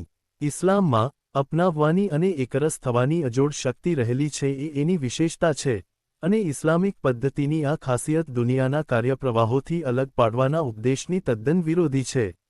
ઇસ્લામમાં સંન્યાસવૃત્તિને સ્થાન નથી. આ ઉપરથી એવું અનુમાન કર્યા વિના રહેવાતું નથી કે મુસ્લિમ બાળકો ચરખા અને ખાદીને ઝડપભેર અપનાવી રહ્યા છે, અગર છેવટે એમના શિક્ષકો એનો પ્રચાર તો કરતા જ હશે. સર અબ્દુલ રહીમ આવી ચેતવણી આપવા ઉશ્કેરાયા તેનું આવું કાનિક કારણ હોવું જોઈએ. કાંઈ પણ કારણ વિના એ આવી તાકીદ આપે એ અમે માનતા નથી. પણ અમે એમને ખાતરી આપી શકીએ તેમ છીએ કે એ બહેરા કાનો ઉપર પડ્યું છે, કારણ બાળકો સર અબ્દુલ રહીમ કરતાં વધુ જાણે છે. તેમને ખાતરી છે કે તેમની માતાઓ સર અબ્દુલ રહીમ જેટલી શ્રદ્ધાળુ મુસલમાન છે. અલીભાઈઓ અને બીજાઓ જેઓ વિશે તેમને પ્રેમ છે તેઓ પણ એટલા જ પાક મુસલમાન છે, અને તેમનામાંથી જેઓ ગરીબ છે તે તો સર અબ્દુલ રહીમ કરતાં વધુ સારી રીતે સમજે છે કે ચરખો તો તેમને રોટી મેળવી આપે છે, અને ખાદી તેમના ગરીબ કુટુંબના હાથમાં થોડા પણ પૈસા મૂકે છે. પણ સંભવ છે સર અબ્દુલ રહીમ વળતો જવાબ આપશે કે એ બધા ગેરરસ્તે દોરવાયેલા જનૂનીઓ છે. અમે એમને ભૂતકાળમાં ડોકિયું કરવા સૂચવીએ. ભૂતકાળ સૈકાઓ પહેલાંનો નહીં, પણ ગરીબ કાંતનાર અને વણકરનો રોટલો છીનવી લેનાર ઈસ્ટ ઇન્ડિયા કંપની આવી તે સમયનો. એ બધા એકાંતવાદના સિદ્ધાંતોને વરેલા સંન્યાસીઓ હતા. અમને તો ખાતરી છે કે એઓ ઘણા પ્રાણવાન હતા અને રોજિંદા જીવનના અને માનવજાતના સંપર્કમાં સર અબ્દુલ રહીમ છે તેના કરતાં વધુ હતા. ઇસ્લામના હર્દ વિશેના એમના વિચિત્ર ખ્યાલનો ઉભરો ઠાલવીને એમણે ઇસ્લામના હર્દનું અજ્ઞાન જ પ્રકટ કર્યું છે. ઇસ્લામ કે જે ઊંચનીચના ભેદ વિનાનો મોટામાં મોટો પ્રજાકીય સંપ્રદાય છે. જાત મહેનતથી નીતિથી રોટલો કમાવાના સિદ્ધાંતને સ્વીકારનારો સંપ્રદાય બીજું ગમે તે હોય, પણ પ્રજાકીય ધર્મને કોઈ પણ રીતે પ્રતિકૂળ તો ન હોય. સર અબ્દુલ રહીમ જે એમના ધર્મ વિશે બહુ ન જાણતા હોય તો એમના દેશ વિશે તો એનાથી ઓછું જાણે છે. મુસ્લિમ કાંતનારની વસાહતો ફક્ત ઈસ્ટ ઇન્ડિયા કંપનીના સમયમાં જ હતી. સંયુક્ત પ્રાંતમાં લાખો કાંતનાર હતા એમ જ નહીં, પણ આજે પણ એવા અનેક પ્રદેશો છે જ્યાં સેંકડો અને હજારો મુસ્લિમ સ્ત્રીઓ મુખમાં અલ્લાહનું નામ રટતી અને ચરખો કાંતતી પોતાની રોજની રોટી કમાય છે. એઓ જાણે છે કે પૈગંબરે જ કહ્યું હતું કે જીવતી જાગતી સ્ત્રી માટે ઉત્તમમાં ઉત્તમ ધંધો ચરખો છે, અને તેથી એમ પણ જાણે છે કે નીતિની રોટી માટે કરેલી જાતમહેનત કરતાં અલ્લાહને બીજું કશું વધુ પ્રિય નથી. 3.9 એ કાળે તબલીદને તથા શુદ્ધિને નામે મુસ્લિમ નેતાઓ અને આર્ય સમાજીઓ તરફથી ધર્મ પરિવર્તનના કાર્યક્રમો ચાલતા.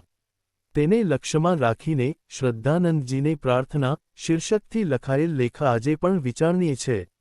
વાયવ્ય 40 સંયુક્ત પ્રાંતના આગ્રા વિભાગમાં ઉત્પન્ન થયેલી પરિસ્થિતિ ભારે ચિંતા ઉપજાવનારી છે. એક તરફથી તાર આવે છે, હજારો મલકાના રજપૂતોને શુદ્ધ વિધિ પ્રમાણે આર્ય બનાવવામાં આવ્યા. મૂળ હિન્દુઓ અને નવા આર્યોએ સહભોજન કર્યું. બીજી તરફથી ખિલાફત જેવા પત્રમાં ખબર આવે છે કે અલીગઢ, આગ્રા, મથુરા, મેનપુરી વગેરે જિલ્લાઓમાં હજારો મલકાના રજપૂતોની 26 કલાક થયા સભા મળી રહી છે, હજી ચાલશે. આ સભામાં એ રજપૂતોએ પોતે મુસલમાન હતા અને મુસલમાન જ રહેશે એવું જાહેર કર્યું, અને ઘડીક વાર પણ ઇસ્લામને છોડવા માટે દિલગીરી જાહેર કરી છે. પૈસા અને માણસો જોઈએ છે.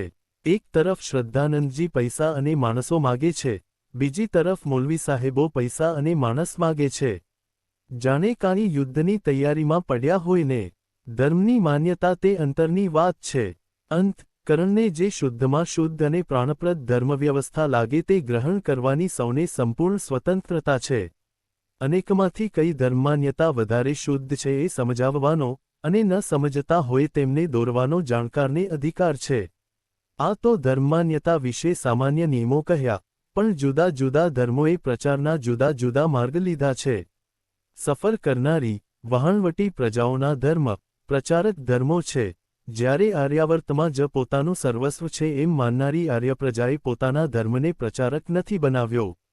મુસલમાન અને ખ્રિસ્તી ધર્મની અમુક સંસ્કારવિધિ સ્વીકારી કે ગમે તે ધર્મમાં જન્મેલો માણસ તે ધર્મનો થઈ શકે છે, પણ હિન્દુ ધર્મમાં ન જન્મેલો માણસ હિન્દુ ધર્મના રીતરિવાજો અને સંસ્કારો પાળતો છતાં હિન્દુ તરીકે નથી સ્વીકારાઈ શકાતો. આર્ય સમાજના સિદ્ધાંતનો હું આ ઘડી વિચાર નથી કરતો. ઇતિહાસ જોઈશું તો જણાશે કે હિન્દુ ધર્મના વાડામાં આજે જેટલી પ્રજા છે તેમાંની અમુક પ્રજા કોઈ કાળે અહિંદુ હશે જ. એ અહિંદુઓને હિન્દુ કોણે બનાવ્યા, ક્યારે બનાવ્યા, તેનો કશો પુરાવો નથી. પણ એમને હિન્દુ ધર્મે સ્વીકારી લીધા એ ચોખ્ખું છે. એટલે હિન્દુ ધર્મની પૂર્વની ઉદારતા આજે સજીવન થાય એમાં કશું અવાસ્તવિક નથી, બલકે અમુક સંજોગોમાં એ કર્તવ્ય થઈ પડે છે. મલબારમાં મોપલા ઉત્પાત વખતે જે હિન્દુઓને બળજોરીથી મુસલમાન કરવામાં આવ્યા તેઓ અનેક મુસલમાન નેતાઓએ કબૂલ કર્યું હતું તેમ મુસલમાન થયા જ ન હતા અને તેમને હિન્દુ તરીકે સ્વીકારી લેવા એ હિન્દુ સમાજની ચોખ્ખી ફરજ હતી.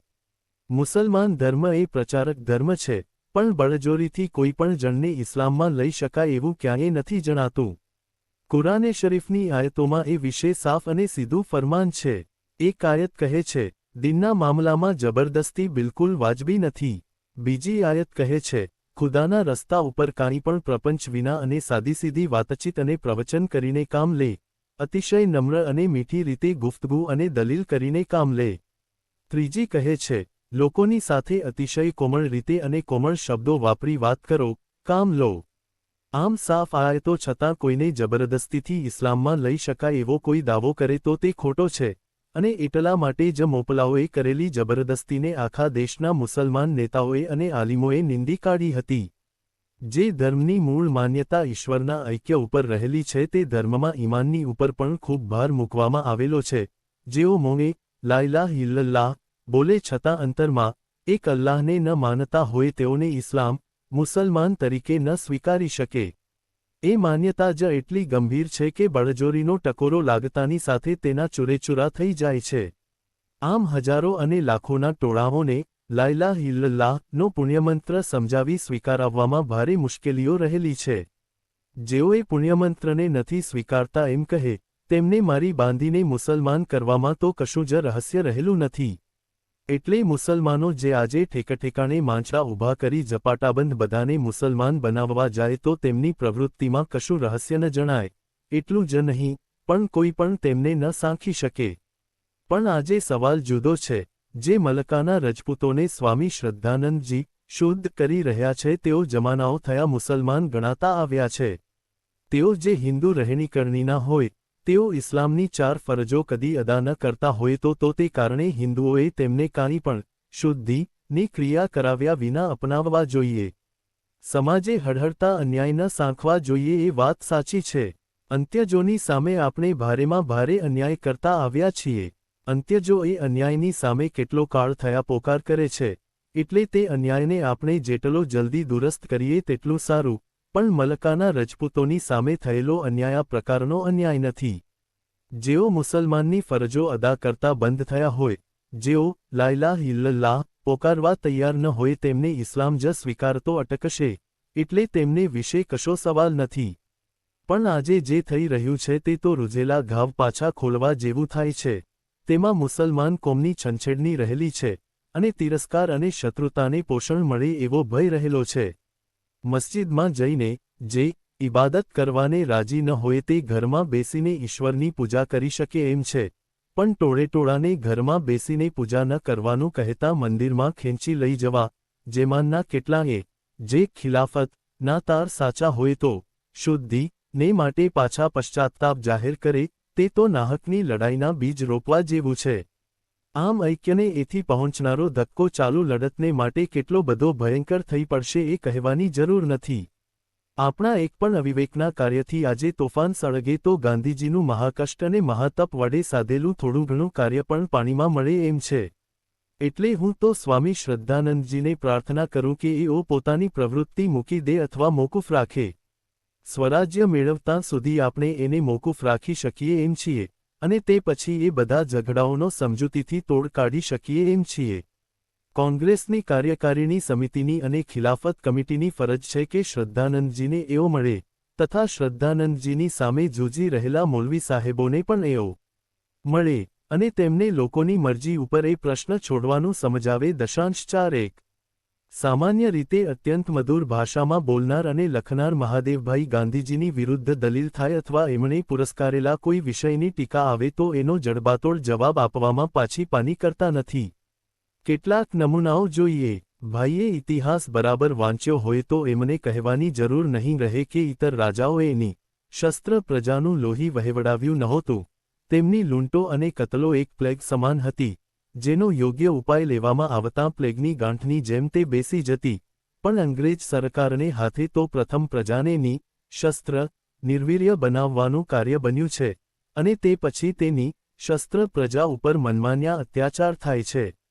ઇતર સત્તાઓ પ્લેગરૂપી હતી તો આ સત્તા એક કેન્સરરૂપે છે, જેની ગંભીરતાઓનો પાર નથી, ભયંકરતાનો પાર નથી। પ્લેગ કાં તો તરત મરણ ઉપજાવે અથવા સાવ મટી જાય। કેન્સર શરીરને અતિશય દુઃખદાયક રીતે ખાઈ જઈને અંત આણે છે। 4.2 અથવા પ્રશ્ન એ જ છે કે સરકાર તો દેવાળિયા થતાં લજવાય એમ નથી, દેશ પણ દેવાળું કાઢશે? દરિદ્રીને એ નીતિની પૂંજી હોય। આપણો દરિદ્ર દેશ નીતિનું દેવાળું કાઢીને બેસવાની અણી ઉપર છે। 43 અગર મેજિસ્ટ્રેટો આજે ન્યાયના સેવક નથી રહ્યા, સરકારના સેવકો છે। 44 કે બીજા પ્રાંતોમાં રાજદ્વારી કેદીઓને છોડી દેવાને માટે ધારાસભાના સભ્યો બખાડા પાડે, પણ મુંબઈ સરકારના કૃત્યોમાં જ એવી કુશળતા રહેલી કે એના ધારાસભાના સભ્યો પાડેલા હોય તેમ એના બધા કાર્યોમાં હા જી હા ભણે। 45 યા તો બંગાળની ધારાસભામાં હમણાં જ મ્યુનિસિપલ કાયદાની એવી એક કલમ સર સુરેન્દ્રનાથ બેનર્જીએ પસાર કરાવી છે કે જેથી સર સુરેન્દ્રનાથના પક્ષના લોકોને શરમાવાનું હોય કે ન હોય, દેશને તો કાચલીમાં પાણી લઈને ડૂબી મરવા જેવું થયું છે। સર સુરેન્દ્રે એવો કાયદો કરાવ્યો છે કે મ્યુનિસિપલ સભામાં બેસનારા લોકોએ શહેનશાહ પ્રત્યે વફાદારીની પ્રતિજ્ઞા લેવી જોઈએ। એટલું જ નહીં, પણ કોઈ પણ સભ્યે એ પ્રતિજ્ઞાનો ભંગ કર્યો છે એમ સરકાર જાહેર કરે કે તરત જ એને રૂખસત આપી શકાય। 4.6 મુળશી પેટાના સત્યાગ્રહીઓ પર જેલમાં ફટકા પડ્યા તે ઘટના અંગે મહાદેવભાઈએ લખ્યું, શુદ્ધ સેવા કરીને જેલ જનારા અને જેલમાં પણ નિયમોનું બરાબર પાલન કરનારા આવા ભાઈઓ ઉપર જેટલા ફટકા પડે તે દેશની પીઠ ઉપર પડે છે એવું આપણે ક્યારે અનુભવતા થઈશું? 47 અને ગાંધીજીની ધરપકડના સમાચાર સાંભળીને મહાદેવભાઈ મહાભારતનું આદિપર્વ યાદ કરે છે। આદિપર્વના ઉદ્યોગ પર્વના આરંભમાં ધૃતરાષ્ટ્ર પોતાના પક્ષનો વિજય નહીં થશે એમ શી રીતે કળી ગયો હતો તે સંજયને કહી બતાવતા વર્ણવ્યો છે।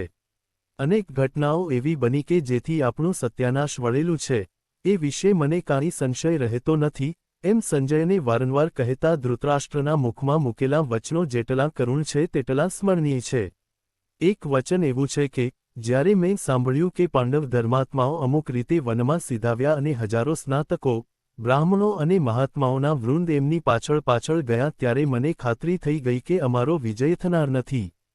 તદા એ અવસાંજ્ય એ જ પ્રમાણે ગાંધીજીના કારાવાસને દિવસે ઘણા અંગ્રેજોના મોંમાંથી આ રાજ્યનું હવે આવી બન્યું છે એવા વચન આપોઆપ નીકળ્યા હોય તો નવાઈ નથી, ખાસ કરીને જ્યારે તેમણે હજારો અને લાખોને અશ્રુ વરસાવતા સાંભળ્યા હશે, જ્યારે શાંતિની એમની આજ્ઞાને આખા દેશે સંપૂર્ણ રીતે પાળી એમ સાંભળ્યું હશે। તેવા જ અંગ્રેજો આ હડતાળનું સાંભળીને પણ ફરી એવા વચન ઉચ્ચારે તો કશી નવાઈ નથી। માત્ર આવી આગાહીઓ આંખે ઉડીને વળગે એવી હોય, કાનના પડદા ચીરી નાખે એવી હોય એમ આપણે ઈચ્છીએ। 4.6 નાગપુરના ઝંડા સત્યાગ્રહનો તો મહાદેવભાઈએ ગુજરાતમાં રહીને જાણે કે બીજો મોરચો જ ખોલ્યો હતો। નાગપુરથી વલ્લભભાઈ આખી હિલચાલની ઝીણામાં ઝીણી વિગતો લખે અને મહાદેવભાઈ એમાંથી ગુજરાતની પ્રજા સારું લેખો તૈયાર કરીને એ ચળવળ ચલાવવા સારું સ્વયંસેવકો અને ફાળો ઊભો કરે। વચ્ચે મહાદેવભાઈ જાતે પણ નાગપુર જઈ આવ્યા અને ત્યાં ચાલી રહેલા સત્યાગ્રહનો તથા સત્યાગ્રહીઓના ઉત્સાહપૂર્ણ મિજાજનો તેમજ તપસ્યાનો ચિતાર તેમણે ગુજરાતના વાચકો સારું રજૂ કર્યો। આમ નાગપુર સત્યાગ્રહને આખા દેશમાંથી જેટલી મદદ મળી તેમાં ગુજરાત કદાચ સૌથી મોખરે હશે એમ જણાય છે। આનું એક અગત્યનું કારણ વલ્લભભાઈ અને મહાદેવભાઈની નાગપુર અમદાવાદની જુગલબંધી હતું। આ જ દિવસોમાં પંજાબમાં ગુરુ કા બાગનો સત્યાગ્રહ થયો હતો। એ સત્યાગ્રહ જોવા મહાદેવભાઈ નહોતા ગયા।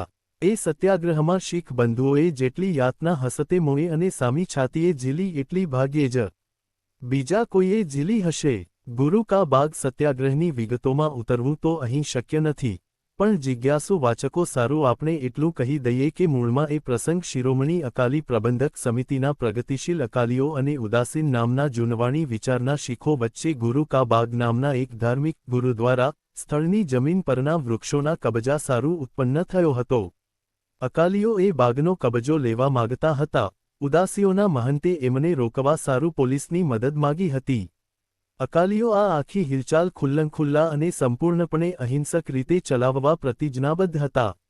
પોલીસે શીખોના નિયમિત રીતે આવતા 25ના શિસ્તબદ્ધ જથ્થાઓ પર લાઠીઓ વડે પ્રહાર કરવામાં હદ કરી નાખી હતી, પરંતુ અકાલીઓ આમ રોજ માર પડે છે એમ જાણ્યા છતાં શાંતિપૂર્ણ રીતે ઠરાવેલા સમયે અને દિને ગુરુ કા બાગની પોલીસ ચોકી આગળથી જતા અને લાઠીમારો વહોરી લેતા. સરકાર પણ અકાલીઓએ આ બાબતમાં પૂરેપૂરો આત્મયમ દેખાડ્યો હતો એમ સ્વીકારતી હતી. એની ફરિયાદ માત્ર એટલી જ હતી કે આવી અપ્રિય ફરજ બજાવતા પોલીસને કેટલો સંયમ જાળવવો પડે છે તેની છાપાવાળા નોંધ નથી લેતા. અકાલીઓના સત્યાગ્રહે એક બહાદુર પ્રજા અહિંસાની શક્તિ કેટલી હદ સુધી પુરવાર કરી શકે તેનું ઉદાહરણ પૂરું પાડ્યું હતું. મહાદેવભાઈથી નવજીવનની જવાબદારીને લીધે ઓગસ્ટથી સપ્ટેમ્બર 1923 સુધી ચાલેલા આ સત્યાગ્રહના પ્રત્યક્ષ સાક્ષી થવા પંજાબ જઈ તો નહોતું શકાયું, પણ નવજીવનમાં તેમની નોંધો અકાલીઓની ગિરફતારી પછી મહિનાઓ સુધી આવતી રહી. અકાલીઓ તેમના પ્રતિનિધિઓ પર જેલમાં ગુજારવામાં આવતા જુલ્મો અંગે નિયમિત રીતે પત્રિકા કાઢતા. મહાદેવભાઈ એને નવજીવનમાં એમને એમ છાપતા. એકથી વધુ વાર મહાદેવભાઈએ એની ઉપર ટિપ્પણી કરી હતી કે આ સમાચારોમાં જો જરાય અસત્ય હોય તો સરકાર એનો પ્રતિવાદ કેમ નથી કરતી? આ સત્યાગ્રહને કોંગ્રેસના ઇતિહાસકાર ડોક્ટર પટ્ટાભી સીતારામૈયાએ ભારતની એક શૂરવીર લડાયક પ્રજા દ્વારા અપાયેલ અહિંસાનો એક પદાર્થપાઠ તરીકે વર્ણવ્યો હતો. 4.7 મહાદેવભાઈએ એનું વર્ણન નીચે મુજબ કર્યું હતું. આ લડતનું બીજી કેટલીક લડતના કરતાં વિશેષ મહત્વ છે. અકાલીઓનો અપ્રતિમ સત્યાગ્રહ એક ધાર્મિક હકના પ્રતિપાદન માટે હતો. તે વેળા તે સત્યાગ્રહમાં ભાગ લેવાને બીજી કોમોના સ્વયંસેવકોએ માગણી કરી હતી, પણ અકાલીઓએ તે સ્વીકારી ન હતી, અને તે બરાબર હતું. 4.8 ગાંધીજીના અંગ્રેજ મિત્ર C.F. એન્ડ્રુઝ ગુરુ કા બાગ સત્યાગ્રહ જોવા ગયેલા. તેમણે તેનું હૈયા હચમચાવે તેવું વર્ણન કર્યું છે. મેં મારા જીવનમાં જોયેલા દૃશ્યોમાં તે વધુમાં વધુ અસરકારક અને કરુણ પૈકી એક હતું. અહિંસાની જીત સંપૂર્ણપણે પૂરેપૂરી છે. સત્યાગ્રહીઓ સારું તો એ ખરેખર શહાદત છે. શાંત જથ્થાઓ પર પોલીસના ઠંડે કલેજે કરવામાં આવેલા લાઠીમાર અંગે અંગ્રેજ પોલીસ સુપરિન્ટેન્ડન્ટ મેકક્રેસન એ પુસ્તકમાં ગુરુ કા બાગની ઘટનામાં થયેલી ઈજાઓ અંગે નીચેના આંકડાઓ આપે છે. ફ્રેક્ચર જેવી ઈજાઓ પહોંચી હોય એવો સાવ સંભવ છે. જથ્થાઓએ પોલીસનો સામનો કર્યો નહોતો, કારણ તેઓ પૂરા અહિંસક હતા. એ પણ સંભવ છે કે ઈજા પામેલા કેટલાક બેભાન થઈ ગયા હોય. 953 જેટલા જે ઘાયલ થયા હતા એમનું વર્ગીકરણ કરવામાં આવ્યું. તેમાં 269 ને ધડથી ઉપર, 300 ને શરીરના સામેના ભાગમાં ને માથા પર ઘા થયા હતા, 60 ને જનનેન્દ્રિયો પર, 19 ને નીચેની ગુહેન્દ્રિય પર, 7 ને દાંત પર ઈજાઓ થઈ હતી. 158 ના ઘા પર લોહી થીજી ગયું હતું, 8 ને કાપા પડ્યા હતા, 2 ને ઊંડા ઘા થયા હતા, 40 ને પેશાબની તકલીફ થઈ હતી, 9 ના હાડકાં ભાંગ્યા હતા, રના હાડકાં ઉતરી ગયા હતા. 49 મહાદેવભાઈએ 18થી 4:23 ના નવજીવનના વધારામાં અકાલીઓના ગુરુ કા બાગ સત્યાગ્રહ વિશે જે લખ્યું છે તે ખૂબ મહત્વનું છે. શૂરવીર અકાલીઓ ઉપર અમાનુષી અત્યાચારો થયા, છતાં તેઓ સત્યાગ્રહ વિશે નિશ્ચલ રહ્યા. ગાંધીજીએ પણ ન કલ્પેલા એવા દૃશ્યો તે વેળા ઇતિહાસને પાને લખાયા. મારું નમ્ર માનવું છે કે તે વેળા ગાંધીજી બહાર હોત તો એમણે પંજાબમાં પોતાનો પડાવ નાખ્યો હોત. એમણે સત્યાગ્રહની તે પુણ્યભૂમિને વિશેષ સત્યાગ્રહથી, શુદ્ધ સવિન્યભંગથી ફળદ્રુપ કરી હોત. પણ આપણા મહાન નેતાઓને તે અમર દષ્ટાંતોમાં કાંઈ ભારે રહસ્ય ન જણાયું અને જે અમૂલક અવસરને માટે ગાંધીજી ઝંખતા હતા, જે અમૂલક અવસરનો ગાંધીજી તત્કાળ લાભ લેત તેને આપણે એળે જવા દીધો. 50 એ જ પ્રમાણે બીજે વર્ષે જ્યારે અકાલીઓ પર મુક્તસરમાં અત્યાચાર ગુજારવામાં આવ્યો ત્યારે પોલીસમાંથી એક મુસ્લિમ ભાઈએ નોકરીમાંથી રાજીનામું આપ્યું. તે જાણી મહાદેવભાઈએ લખ્યું. હસનખાન નામના એક પોલીસે મુક્તસરના દરબાર સાહેબ આગળ અકાલીઓ ઉપર થતા અત્યાચાર ન ખમી શકવાને લીધે રાજીનામું આપ્યું. પાછા ગયા નવેમ્બરના દહાડાઓ આવી લાગ્યા છે. ગયે વર્ષે અકાલીઓ ઉપરના અત્યાચારને પરિણામે કેટલાક ગુરખાઓ રાજીનામું આપનારા નીકળી પડ્યા હતા. 5.1 આમ દેશમાં ક્યાંય પણ અહિંસાનો પ્રયોગ ચાલતો હોય તો તેને વધાવી લઈને મહાદેવભાઈ રાષ્ટ્રીય અહિંસક આંદોલનને પુષ્ટ કરવા પ્રયાસ કરતા.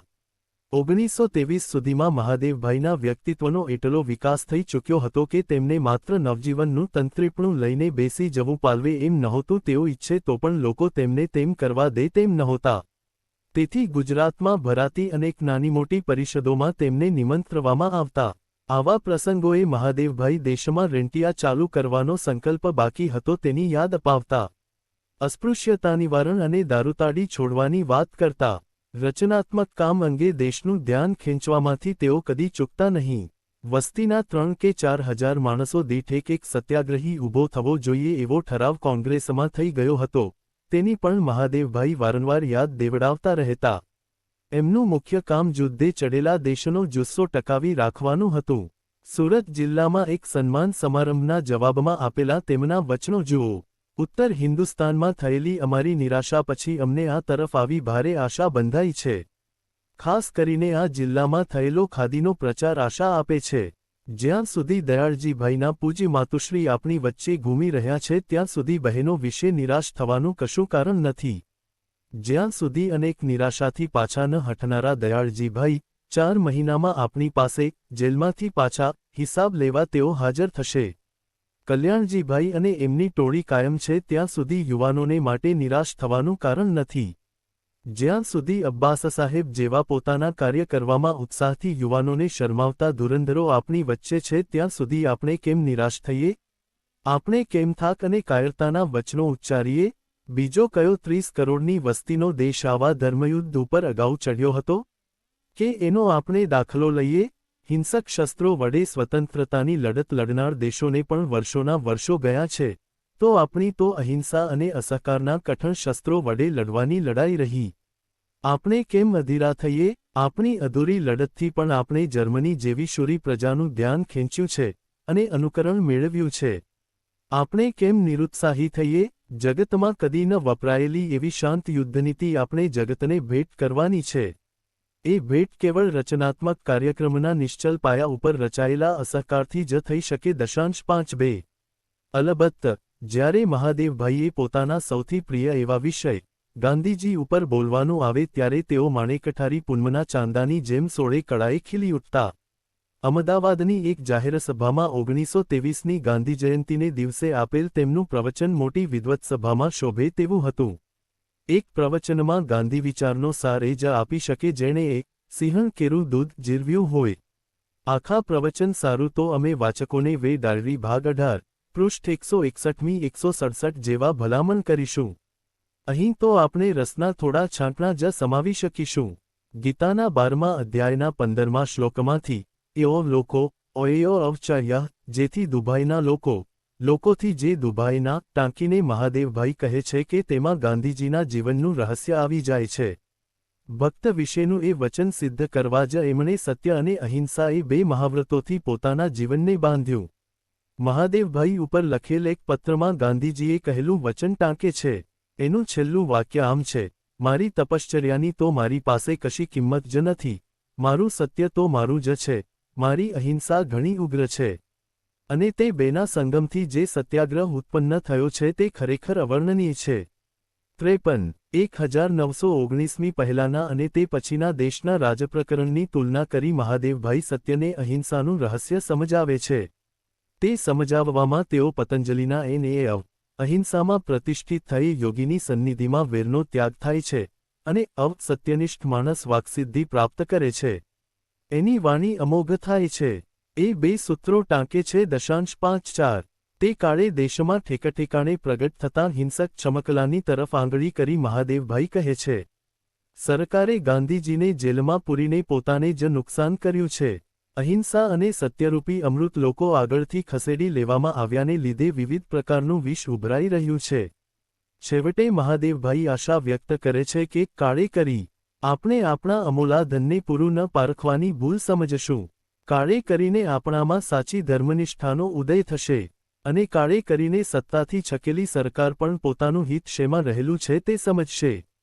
55 પરંતુ ગાંધીજી વિશે સત્ય અને અહિંસાના અલૌકિક અવતાર પુરુષ એમ કહેવા અને માનવા છતાંય એમની જોડેના મતભેદો પણ પ્રગટ કરવાનું મહાદેવભાઈ ચૂકતા નથી. ગાંધીજી એમ માને છે કે આ જમાનામાં રાજદ્વારી સંન્યાસી જ સંન્યાસને દીપાવી શકવાનો છે. બીજા ભગવું લજવનારા જ હશે. 56 મહાદેવભાઈ આ વાક્યને વધારે પડતું માને છે. તેથી ગોખલેજીના ભાષણોના ભાષાંતરની પ્રસ્તાવના લખતા હતા ત્યારે ગાંધીજી સાથે તેમને ચર્ચા થયેલી. શંકરાચાર્ય, દયાનંદ, પરમહંસ જેવા પણ રાજદ્વારી સંન્યાસીઓમાં જ આવી જાય એવા ગાંધીજીએ આગ્રહ ધર્યો ત્યારે મહાદેવભાઈએ દલીલ કરી હતી, ત્યારે તમે અવધૂતોને બાતલ કરો છો, કેમ? તત્વ ચીનેલા એવા આત્માઓને આપ ભગવું લજવનારા કહો? ત્યારે ગાંધીજી કહે છે કે, ના, તેમને તો નહીં જ કહું. તત્વ જાણ્યા વિનાનો સંન્યાસ જૂઠો છે એટલું જ મારું કહેવું છે. એટલું સ્વીકાર કરી અંતે બીજા પ્રાય ભગવું લજવનારા હશે એટલો સુધારો કરે છે.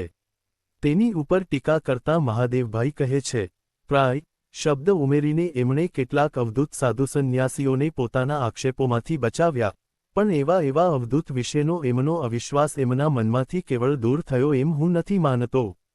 ગાંધીજીની આટલીક ટીકા કરતાં જ પાછો મહાદેવભાઈનો માહેલો ભક્ત જાગે છે. એટલે તેઓ ચોખવટ કરે છે. આનું કારણ સ્પષ્ટ છે. એમણે પાખંડ એટલું બધું જોયેલું હતું કે કાંઈ નહીં તો તે પાખંડને દૂર કરવાને માટે પણ એમણે કર્મયોગ જ સાધ્યો. સંસારથી વિરક્ત થઈ મુક્તિ મેળવવાની આશા છોડી સંસારીઓમાં રહી તેમના દુઃખ અને આધિવ્યાધિ પોતાના કરી પોતાની મુક્તિ સાધવાનો મંત્ર એમણે પોતાનો કર્યો. 57 ગાંધીજીએ સત્ય અહિંસાના મૂલ્યો દ્વારા દેશના રાજકારણને એક નવો આયામ આપ્યો એમ મહાદેવભાઈ માને છે. 1919 પહેલાના રાજકારણમાં અંગ્રેજો પ્રત્યે વેરભાવ હતો. તે વખતના રાજકારણી લોકોના મહાદેવભાઈ 3 પ્રકાર જણાવે છે. એક સરકાર પાસે અરજી પ્રાર્થના કરનારા, જે લોકોનું બળ સમજતા નથી. બીજા પોતે સરકાર પ્રત્યે ખીજ દેખાડીને સરકારની ખીજ વહોરનારા અને ત્રીજા છળપ્રપંચમાં સરકાર જોડે હરીફાઈ કરનાર. ગાંધીજીના સત્ય અહિંસાએ આ ત્રણેય પ્રકારની ભૂમિકાને જ બદલી નાખી. તેને લીધે હસતાં હસતાં જેલ જનાર હજારો લોકોએ વૈરત્યાગ કર્યો. મોટા ભાગની જનતા નિર્ભીક બની. અરજી ગુજારવાનો વખત વહી ગયો અને ગાંધીજીના શબ્દોમાં કહીએ તો માત્ર સત્યની મુત્સદ્દીગીરી જ બાકી રહી. આમ સત્ય અહિંસાના પ્રવેશથી ભારતના રાજકારણમાં નવું પરિમાણ ઉપસ્યું. પણ સત્ય અહિંસાથી હજારો ગાઉ દૂર રહેનાર સરકારે ગાંધીજીને જેલમાં પૂરીને લોકોથી હજારો ગાઉ દૂર મૂકીને પોતાના પગ પર જ કુહાડો માર્યો છે એમ મહાદેવભાઈ જણાવે છે. આમ મહાદેવભાઈ પોતાના પ્રવચનોમાં ગાંધી દૃષ્ટિએ ભારતના ઇતિહાસ અને રાજકારણનું પૃથક્કરણ કરતા સરકારી વકીલે કાકાસાહેબના લેખોને વાંધા ભરેલા તરીકે વર્ણવ્યા. એ લેખોમાં રાજ્યદ્રોહ થાય છે એવો સરકારી વકીલનો મત હતો. એને ધ્યાનમાં રાખીને મહાદેવભાઈ કહે છે, સરકારની સાથે અથડામણમાં આવવાની જરૂર વિશેના વાક્યો તમને બહુ આકરા લાગ્યા. જેવી સરકારને રાજ્યદ્રોહ જેવી વસ્તુ ખૂંચે, તેવી પ્રજાને પ્રજાદ્રોહ જેવી વસ્તુ ખૂંચે છે. સરકારે અનેક કાર્યોથી પ્રજાદ્રોહ કર્યો. તે કાર્યો ગણાવતાં ગાંધીજીનું ગળું બેસી ગયું. તેમનું ગળું બંધ કરવા માટે સરકારે તેમને જેલમાં પૂર્યા, છતાં પ્રજાદ્રોહના કૃત્યો કરવામાં તો પાછી પાની ન જ કરી. સરકારી વકીલ પણ એમ ન કહી શક્યા કે અહિંસક લોકોને મારવાના અને તેમનું અપમાન કરવાના આરોપમાંથી સરકાર મુક્ત છે.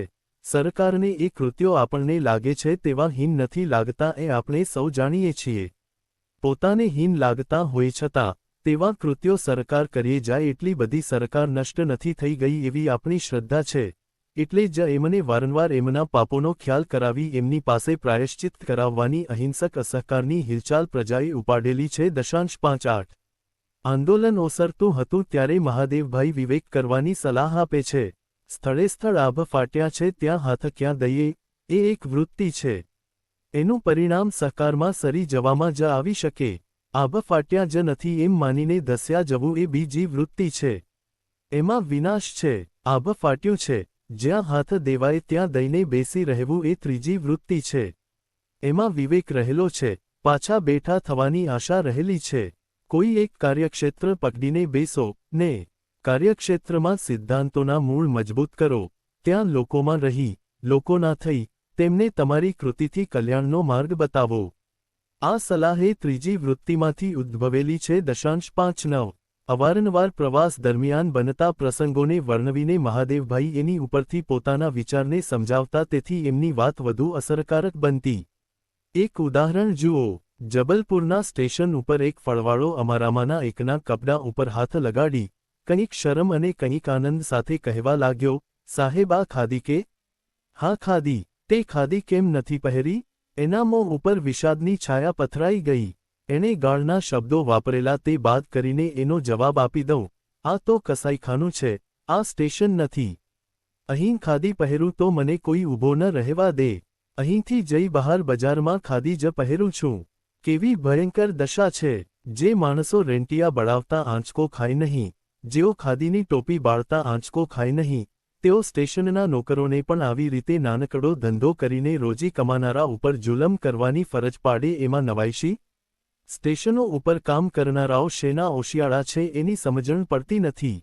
બધા ભેગા મળી ખાદી જ પહેરવાનો નિશ્ચય કરે તો કંપનીઓ સાઇટ તેમને એક દિવસ પણ રજા આપી શકે એવી સ્થિતિમાં નથી. એ ફળ વેચનારાનું આ તો કસાઈખાનું છે એ વાક્ય મારી છાતીમાં પેસી ગયું. તેનો પૂરો અર્થ કદાચ એના ખ્યાલમાં નહીં હોય, પણ મને તો એ વાક્ય આખા દેશને લાગુ પડતું લાગે છે. જ્યાં આપણા જ લોકો આપણી સ્વતંત્રતાનો ધ્વંસ કરવાને પ્રવૃત્ત હોય, આપણા જ લોકો અહર્નિશ પોતાના આત્માના નાદને સાંભળ્યા વિના ક્ષુલ્લક સ્વાર્થથી જ દોરાયેલા રહે, જ્યાં પોતે કર્તવ્ય ન કરનાર દશાંશ એકબીજાને પણ કર્તવ્ય કરતા રોકે, ત્યાં તે પ્રત્યેક આત્મા હણાઈ રહ્યો નથી તો શું? અને જ્યાં એ ખૂન હરઘડી થઈ રહ્યા છે તેને કસાઈખાનું નહીં તો બીજું શું ઇનામ આપી શકાય?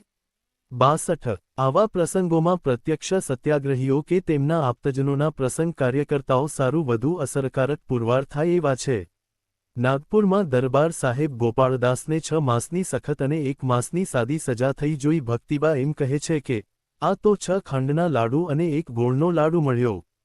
63. તો એની નોંધ નવજીવન 64માં લીધા વિના મહાદેવભાઈ શાના ચૂકે? મધ્યપ્રદેશના નરસિંહપુરનો નીચે આપેલો પ્રસંગ ખરેખર કરુણ હોવાની સાથે પ્રેરક બની જાય છે. નરસિંહપુરના ભાઈ શંકરલાલને પકડ્યા પછી એમના પત્ની બેહોશ થઈ ગયા અને થોડા કલાકમાં તેમનું મૃત્યુ થયું.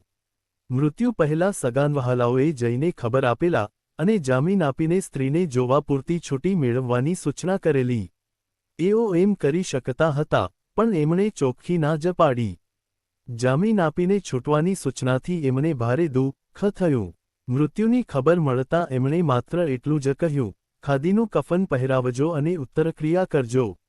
ઉત્તરક્રિયા કરવા માટે બહાર પૂરતા સગાનવહાલા છે. શંકરલાલ શુરા હતા, કાયર ન હતા. 5. ડાકોરના અનકોટ લૂંટવાના પ્રસંગ અંગે ત્યાંની ગરીબ પ્રજાએ શાંત સત્યાગ્રહનો નમૂનો પેશ કરીને સરકારને ચકિત કરી દીધેલી તેનું વર્ણન મહાદેવભાઈ તા. 18-11-23ના નવજીવનના અંકમાં ખૂબ રસપૂર્વક આપે છે. આ જ કાળમાં બોરસદની પ્રજાએ હૈડિયાવેરા સામેના સત્યાગ્રહમાં પૂરી જીત મેળવી હતી. વલ્લભભાઈની સાથે મહાદેવભાઈએ પણ બોરસદના ગામડાનો ખૂંદ્યા હતા. તે ચળવળનું રસાળ વર્ણન નવજીવન 66ના પાના ભરે તેમાં નવાઈ પામવા જેવું નહોતું. બોરસદની જીત પછી વલ્લભભાઈએ આપેલું દીર્ઘગંભીર ભાષણ પણ મહાદેવભાઈ નવજીવનમાં લગભગ શબ્દેશબ્દ છાપે છે. એ પ્રવચનમાં તેમને ગાંધીજીના શબ્દોના જ પડઘા સંભળાતા હતા.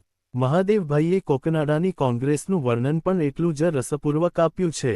આવા વર્ણનો દ્વારા તેઓ આખા દેશના આંદોલનને જીવતું રાખતા હતા. મહાદેવભાઈની વિદ્વત્તા અને એમના વિશાળ વાચનને લીધે કોઈ પણ વિચાર સમજાવવા માટે એમને દેશવિદેશના સાહિત્યમાંથી આબાદ દાખલાઓ મળી રહેતા. રોમન સામ્રાજ્યના ઇતિહાસમાંથી એક સચોટ ઉદાહરણ જુઓ. એક જૂની રોમન કથા યાદ આવે છે.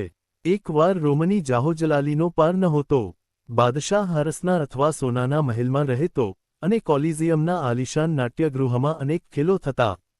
પ્રથમ જ્યારે ખ્રિસ્તીઓ ઉપર ભારે ત્રાસ ગુજરતો હતો ત્યારે ખ્રિસ્તીઓ બિચારા ભોંયરામાં ભરાઈને પોતાનો બચાવ કરી લેતા.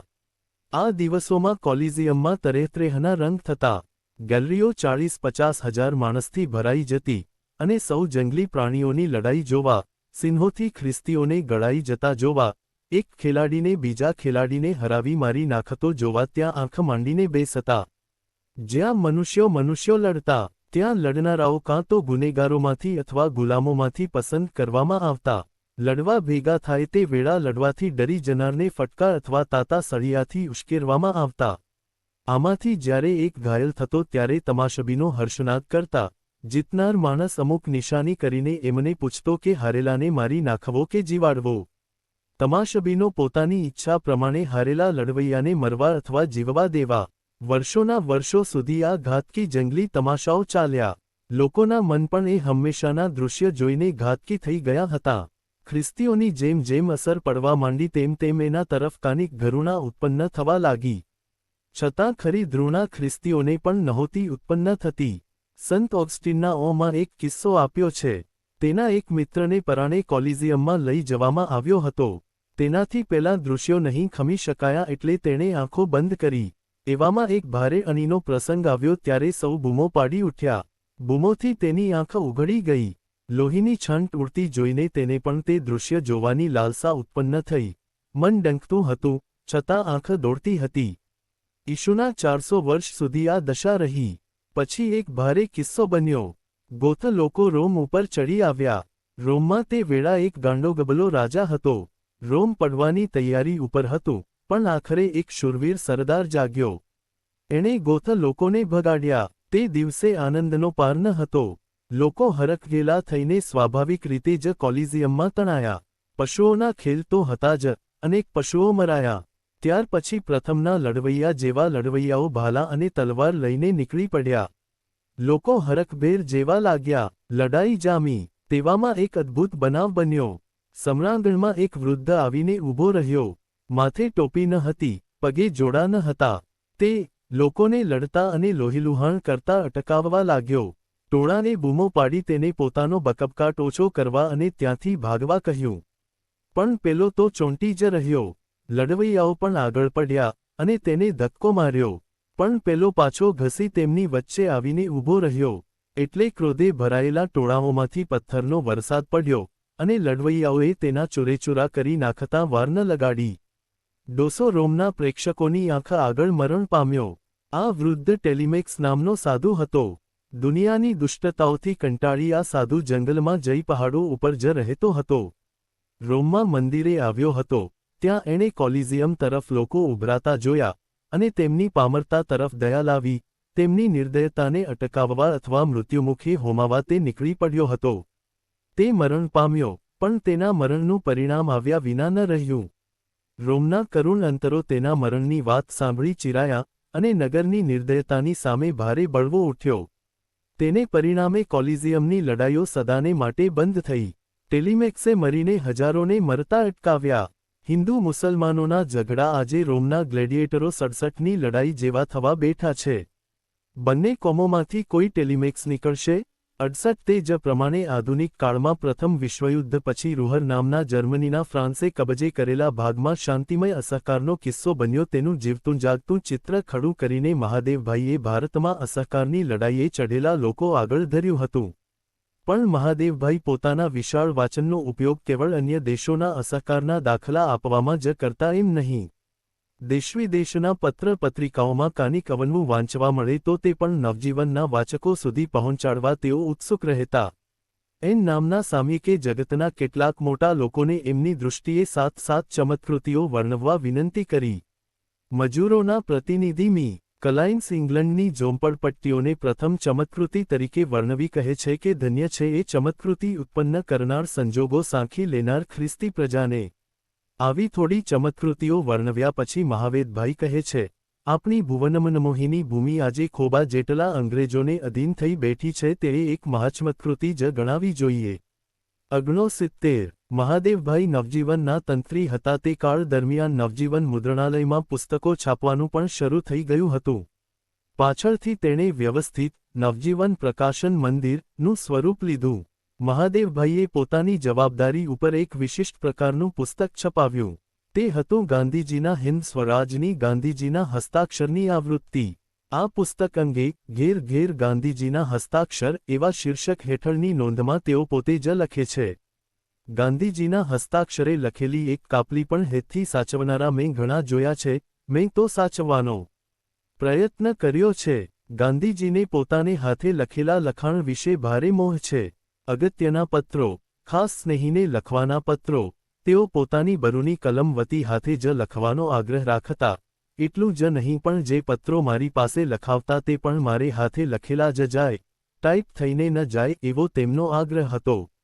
આનું કારણ ઘણીવાર તેઓ એ કહેતા કે છાપેલું લખાણ નિર્જીવ છે, હાથે લખેલું સજીવ છે. બધાના લખાણ સજીવ હોય કે નહીં તે તો કેમ કહેવાય, પણ દરેક લેખકનું વ્યક્તિત્વ તેના અક્ષરમાં ઉતરે છે. ગાંધીજીની જાદુઈ શક્તિ તેમના અક્ષરે-અક્ષરમાં ઓપતી લાગે છે. કવિતાને કવિએ આત્માની કળા કહી છે, હસ્તાક્ષર પણ એક રીતે આત્માની કળા છે. ગાંધીજીના નવજીવન અને યંગ ઇન્ડિયામાં આવતા લેખ તેમના હસ્તાક્ષરમાં જ અપાય તો કેવું સારું, એમ મને વારંવાર થયા કરતું. એ વાત કોરે રહી, પણ આપણા આ યુગની ગીતા, હિન્દ સ્વરાજ, ગાંધીજીના અક્ષરે જ લખેલું ઈશ્વરકૃપાએ ગુજરાતને આપવાનું બની શકે છે. એ પુસ્તક ગાંધીજી જ્યારે કિલ્ડોનન કેસલ આગબોટ ઉપર ઇંગ્લેન્ડથી દક્ષિણ આફ્રિકા આવતા હતા ત્યારે આગબોટ કંપનીના નોટપેપર ઉપર જ લખાયેલું હતું. એટલે લખાણ આખું એકધારું છે, માત્ર જ્યાં જ્યાં જમણે હાથે લખીને થાક્યા ત્યાં ત્યાં થોડો સમય જમણાને આરામ આપવામાં ડાબા હાથનો ઉપયોગ થયેલો છે. આ નોટપેપરો જેવાને તેવા અત્યાર સુધી સચવાઈ રહ્યા છે એમાં પણ કાંઈ ઈશ્વરી સંકેત જ હશે ને? એના બ્લોક કરાવી એ ગુજરાતી આલમને ગાંધીજીના જન્મદિને જ આપવામાં આવશે. આશા છે કે વાચકો એ હસ્તાક્ષરવાળી પ્રત મેળવી તેનું પારાયણ કરશે અને એ ગીતાના મોંઘા મંત્ર નવીન ભાવથી પોતાના હૃદયમાં ઉતારશે. .70 વલ્લભભાઈ સાથે મહાદેવભાઈ હોય ત્યારે તેમના વિનોદને તો મહાદેવભાઈ લોકો આગળ યથાર્થરૂપે આપ્યા વિના રહે જ શાના? કોકનાડા કોંગ્રેસ વખતનો તેવો એક કિસ્સો. કોકનાડા જવા માટે સામલકોટ ગાડી બદલવી પડે છે. સામલકોટથી કોકનાડાનો માત્ર 10-15 મિનિટનો રસ્તો છે, પણ અમે જે ગાડીમાં ગયા તેનું એન્જિન રસ્તામાં માંદું થયું અને કોકનાડા પહોંચતાં 2 કલાક લાગ્યા. ટ્રેનનો એન્જિનની પાસેનો ડબ્બો ગુજરાતીઓનો હતો. ત્યાર પછીનામાં અલીભાઈઓ હતા, એટલે કોકનાડા પહોંચીને મહંમદઅલી શ્રી વલ્લભભાઈને કહે, ગુજરાતની આગેવાની નિષ્ફળ ગઈ. શ્રી વલ્લભભાઈએ તરત જ જવાબ આપ્યો, અલીભાઈઓની બ્રેક બહુ ભારે થઈ પડી. .71 મહાદેવભાઈ આ અરસામાં મૌલાના મહંમદઅલી અને શૌકતઅલી પર ફિદા હતા. મહંમદઅલી અમદાવાદ આવ્યા ત્યારે તેમની એક લાંબી મુલાકાત મહાદેવભાઈ 4-11-23ના નવજીવનમાં છાપે છે. તેમના જેલના અનુભવોમાં મહાવા નામના એક ગુનેગાર કેદીનું ચિત્રણ તો ભલભલા પથરાને પીગળાવે તેવું છે. એક મહાવો કરીને ભંગી ફાંસીની સજા ખાઈને આવ્યો હતો. તેનો કિસ્સો કહેતા કહેતા મૌલાના અપાર આવેશમાં આવી જાય છે અને સામાની ઉપર પણ અજબ અસર પાડે છે. મહાવો બિચારો એકવાર નશામાં ચકચૂર થઈ પોતાની ગર્ભવતી સ્ત્રીનું ખૂન કરીને આવ્યો હતો. સજા પછી અપીલ વગેરે થયા પછી ફાંસીનો દિવસ નક્કી થઈ ચૂક્યો હતો અને આ ફાની દુનિયા ઉપર રહેવા વિશે તેણે હાથ ધોઈ નાખ્યા હતા. મૌલાનાની પાસે જ તેની ખોલી હતી. તેનો મૌલાના સાથે પ્રસંગ પડતા મૌલાનાએ આખી વાત તેને પૂછી. મૌલાના કહે છે કે સાચા પશ્ચાતાપથી તેણે બધી વાત મારી આગળ કરીને જણાવ્યું કે મને સજા થઈ છે તે વાજબી થઈ છે. હવે તો જેટલી ઘડી રહી છે તેટલી ઘડી કીર્તનનું ભજન કરવામાં મજા છે. એક દિવસ રાત્રે પાસેથી નાચવાનો અને ગાવાનો અવાજ આવ્યો. પેલા ભાઈ કીર્તનના ભજનમાં ગુલતાન થઈ નાચતા નાચતા ગાતા હતા, કર લે સિંગાર ચતુર અલબેલી, साजन के घर जाना होगा, माटी बिछाना, माटी ओढ़ाना, माटी का सिरहाना बोतेर होगा. આ પ્રસંગ કહેતા મૌલાનાની આંખમાં પાણી આવી ગયા. આ રાત પહેલાની ફાંસીએ જવાની આગલી રાત હતી. ફાંસીનો હુકમ મળ્યો કે બહાદુરની માફક નીકળ્યો. જે માંચડા ઉપર જઈને ફાંસી લેવી પડે છે તેના ઉપર દોડતો દોડતો હસતો હસતો ચડ્યો. માથા ઉપર ફાંસી ખાનારની ટોપી પહેરાવવામાં આવતાં જ પોકાર કર્યો, મહાત્મા ગાંધી કી જય. આખી જેલમાં કેદીઓએ પડઘો આપ્યો, મહાત્મા ગાંધી કી જય. બીજે પોકાર કર્યો, શૌકતઅલી બાપુ કી જય. મૌલાના રાજકોટમાં શૌકતઅલી બાપુ કહેવાતા.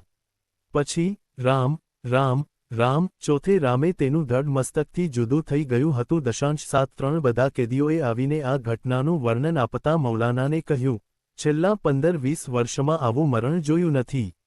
સુપરિન્ટેન્ડન્ટે પણ કહ્યું, આવું બહાદુર મરણ કદી નથી જોયું. સુપરિન્ટેન્ડન્ટે આશ્ચર્યથી પૂછ્યું, આવા ભંગીને પણ મહાત્મા ગાંધી સાથે શું લેવા દેવા છે? મૌલાનાએ જવાબ આપ્યો, કારણ આવતો અવતાર આપે તો ઈશ્વર મને ઢેઢભંગીનો અવતાર આપજે એમ કહેનાર દુનિયામાં મહાત્મા ગાંધી એકલા છે.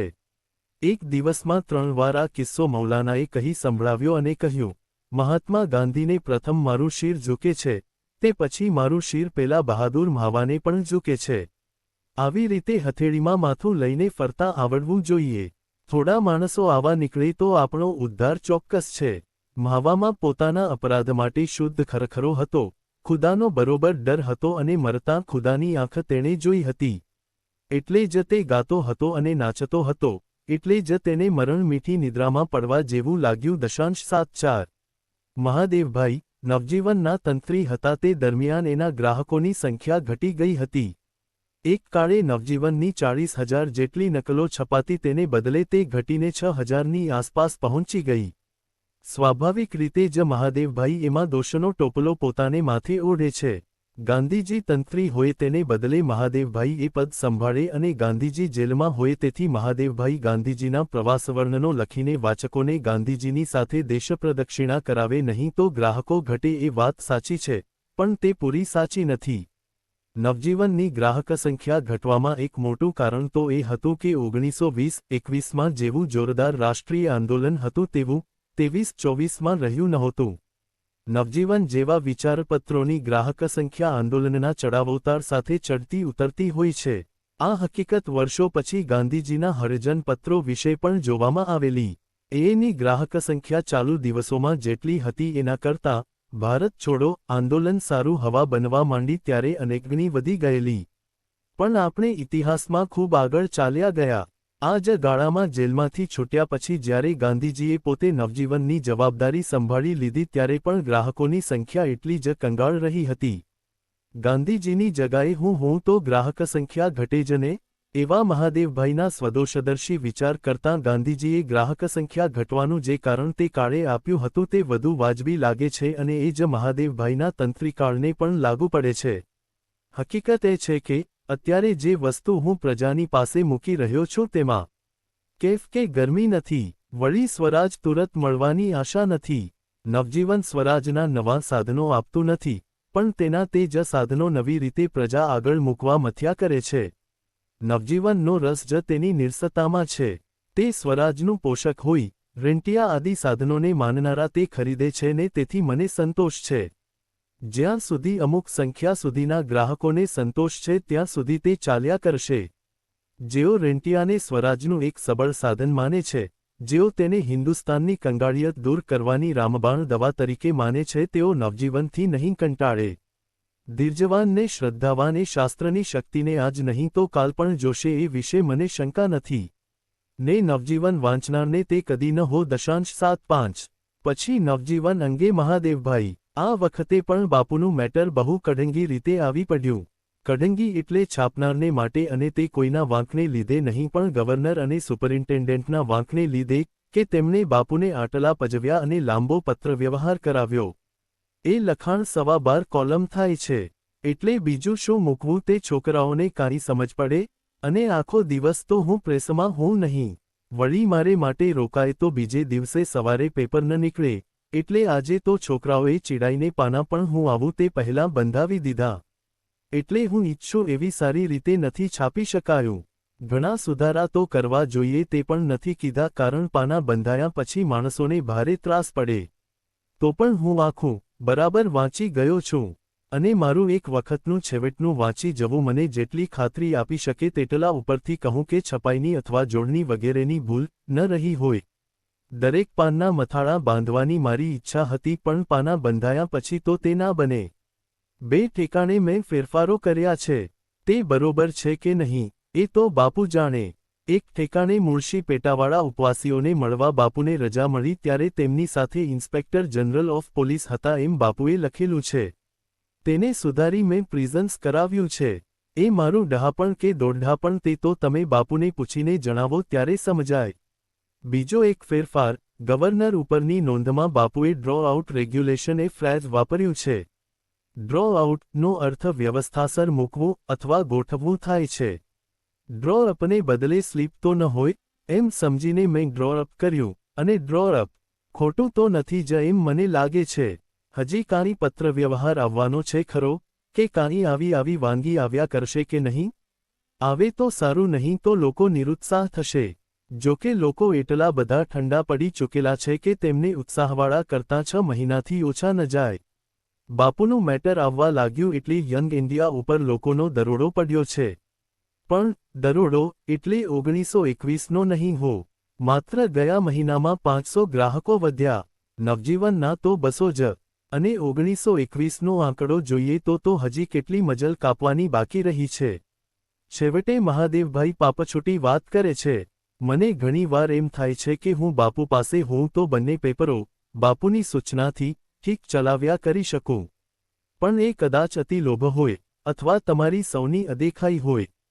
કાગળ ઉપર લખું છું તો માત્ર મારા મનનો ભાર હળવો કરવાને માટે.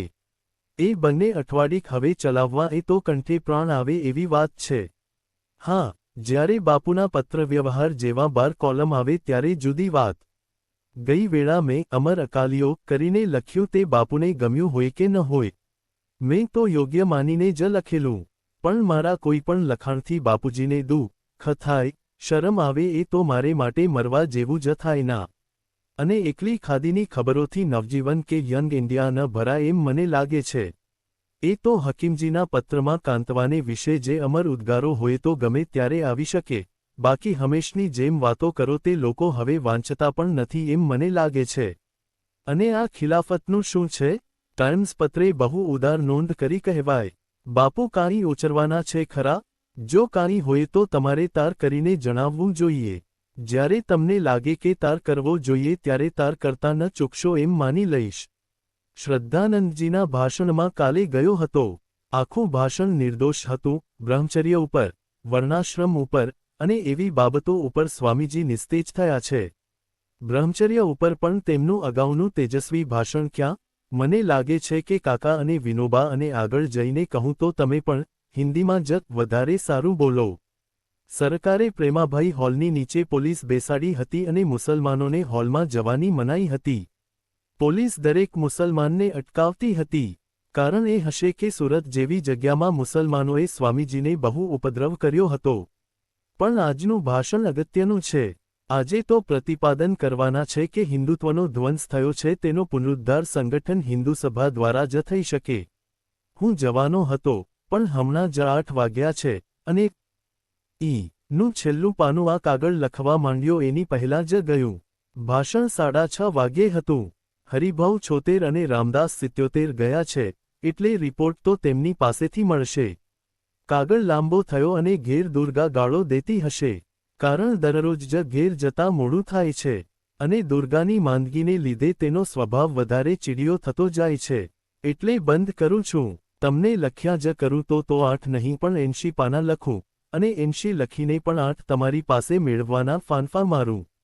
પણ શું કરીએ, મારાથી 80 લખાય એમ નથી અને તમારાથી 8 લખાય તેમ નથી. કાંઈ નહીં તો પેલા અકાલીઓ આવ્યા તે શું કરી ગયા, તે તો મને લખો. પ્યારો શું કરે છે, એ કાંઈ ન લખી શકે?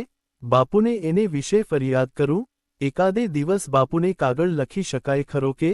તમારી રજા હોય તો લખું. લી સ્નેહાધીન મહાદેવ તા ગુજરાત મહાવિદ્યાલયમાં બર્થ કંટ્રોલ ઉપર ડિબેટ ચાલે છે. હું પ્રમુખ છું. બોલનારા પ્રો. કૃપાલાની, કાકા અને બીજા પ્રોફેસરો. તમે હોત તો મજા આવત. 78. આ પ્રકરણ પૂરું કરતાં પહેલાં આપણે એ વાતની પણ નોંધ લેવી જોઈએ કે નવજીવનના તંત્રીપદના કાળ દરમિયાન મહાદેવભાઈના હૃદયમાં સ્થાયી ભાવ તો વિરહનો જ હતો. પાણી વિનાની માછલીની જેમ મહાદેવભાઈનું હૈયું ત્યારે ગાંધીજી વિના તડપતું હતું. ગાંધીજીને 6 વર્ષની સજા થઈ જ્યારે 1 વર્ષ પૂરું થયું ત્યારે મહાદેવભાઈએ એ નિમિત્તે વિયોગ દુઃખ નામે લખેલ લેખ તેમની આ ઉત્કટ વિરહની લાગણીની આબેહૂબ કલ્પના આપે છે. તેમને સહેજે ભરતના દુઃખની યાદ આવે છે.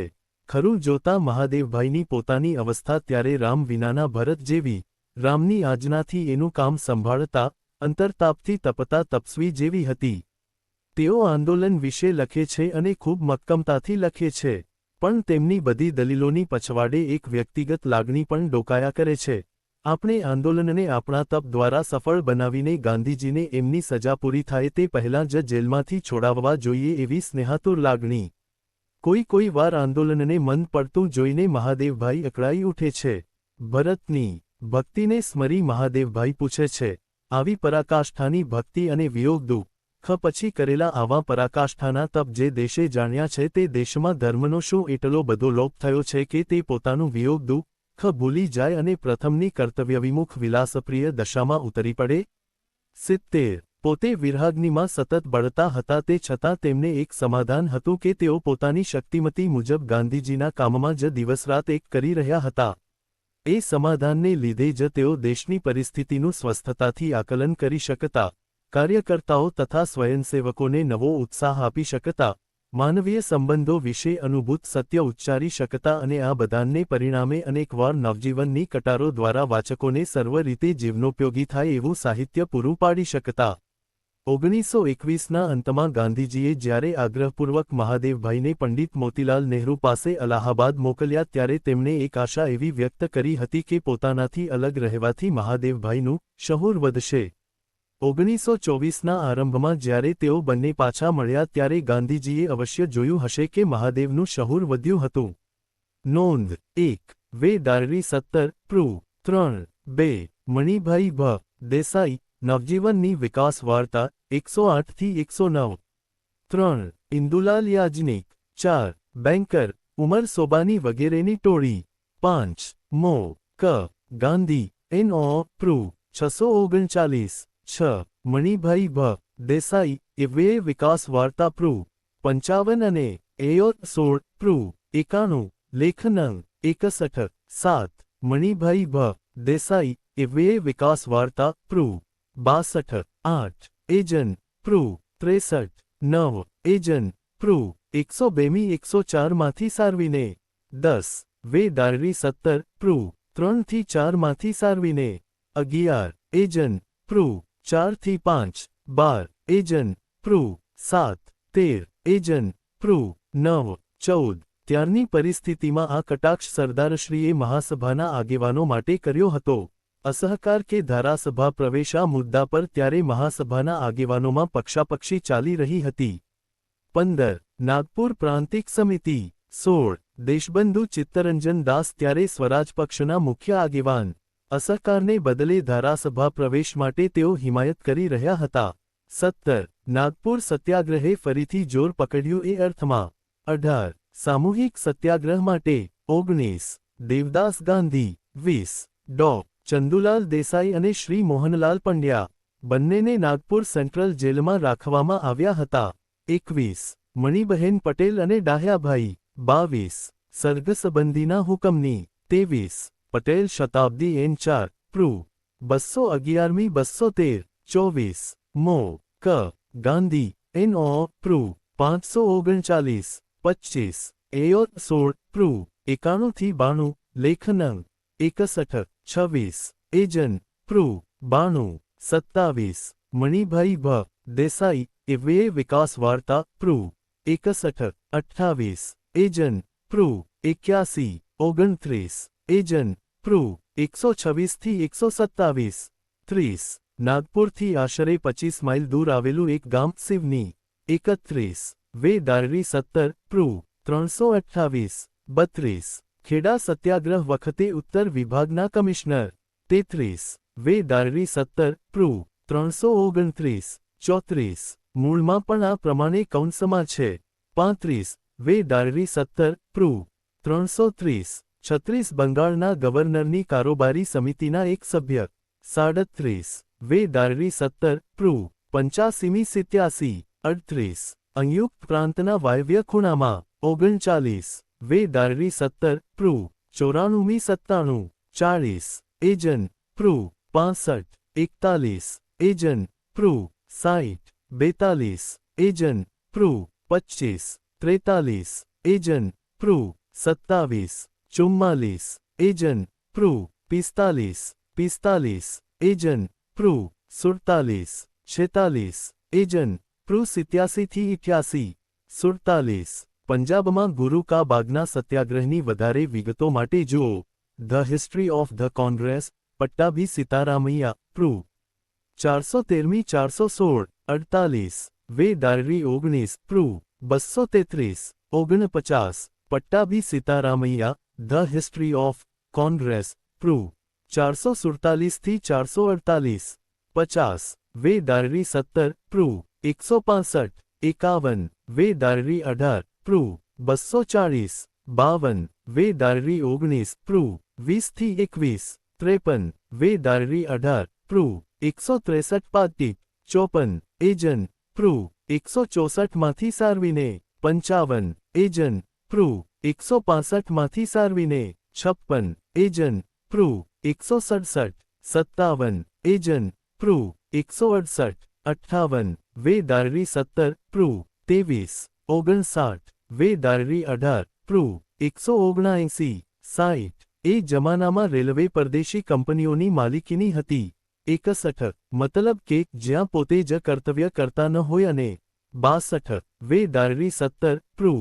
61 થી 62 63 એજન્ટ પ્રૂ 334 64 નવજીવન 1 થી 7 23 65 વે ડાયરી 17 પ્રૂ 340 66 નવજીવન તા 2 થી 12 23 ને 25 થી 11 25 67 કોલિઝિયમમાં ઉપર વર્ણવ્યા મુજબના લડનારાઓ 68 વે ડાયરી 17 પ્રૂ 350 થી 351 69 વે ડાયરી 18 પ્રૂ 259 થી 260 70 મણિભાઈ ભ દેસાઈ એવે વિકાસ વાર્તા પ્રૂ 112 થી 113 71 વે ડાયરી 18 પ્રૂ 327 72 ઉશિકુ 73 માથું ધડ પર લટકી પડ્યું એના અર્થમાં 74 વે ડાયરી 18 પ્રૂ 233 થી 234 75 મણિભાઈ ભ દેસાઈ એવે વિકાસ વાર્તા પ્રૂ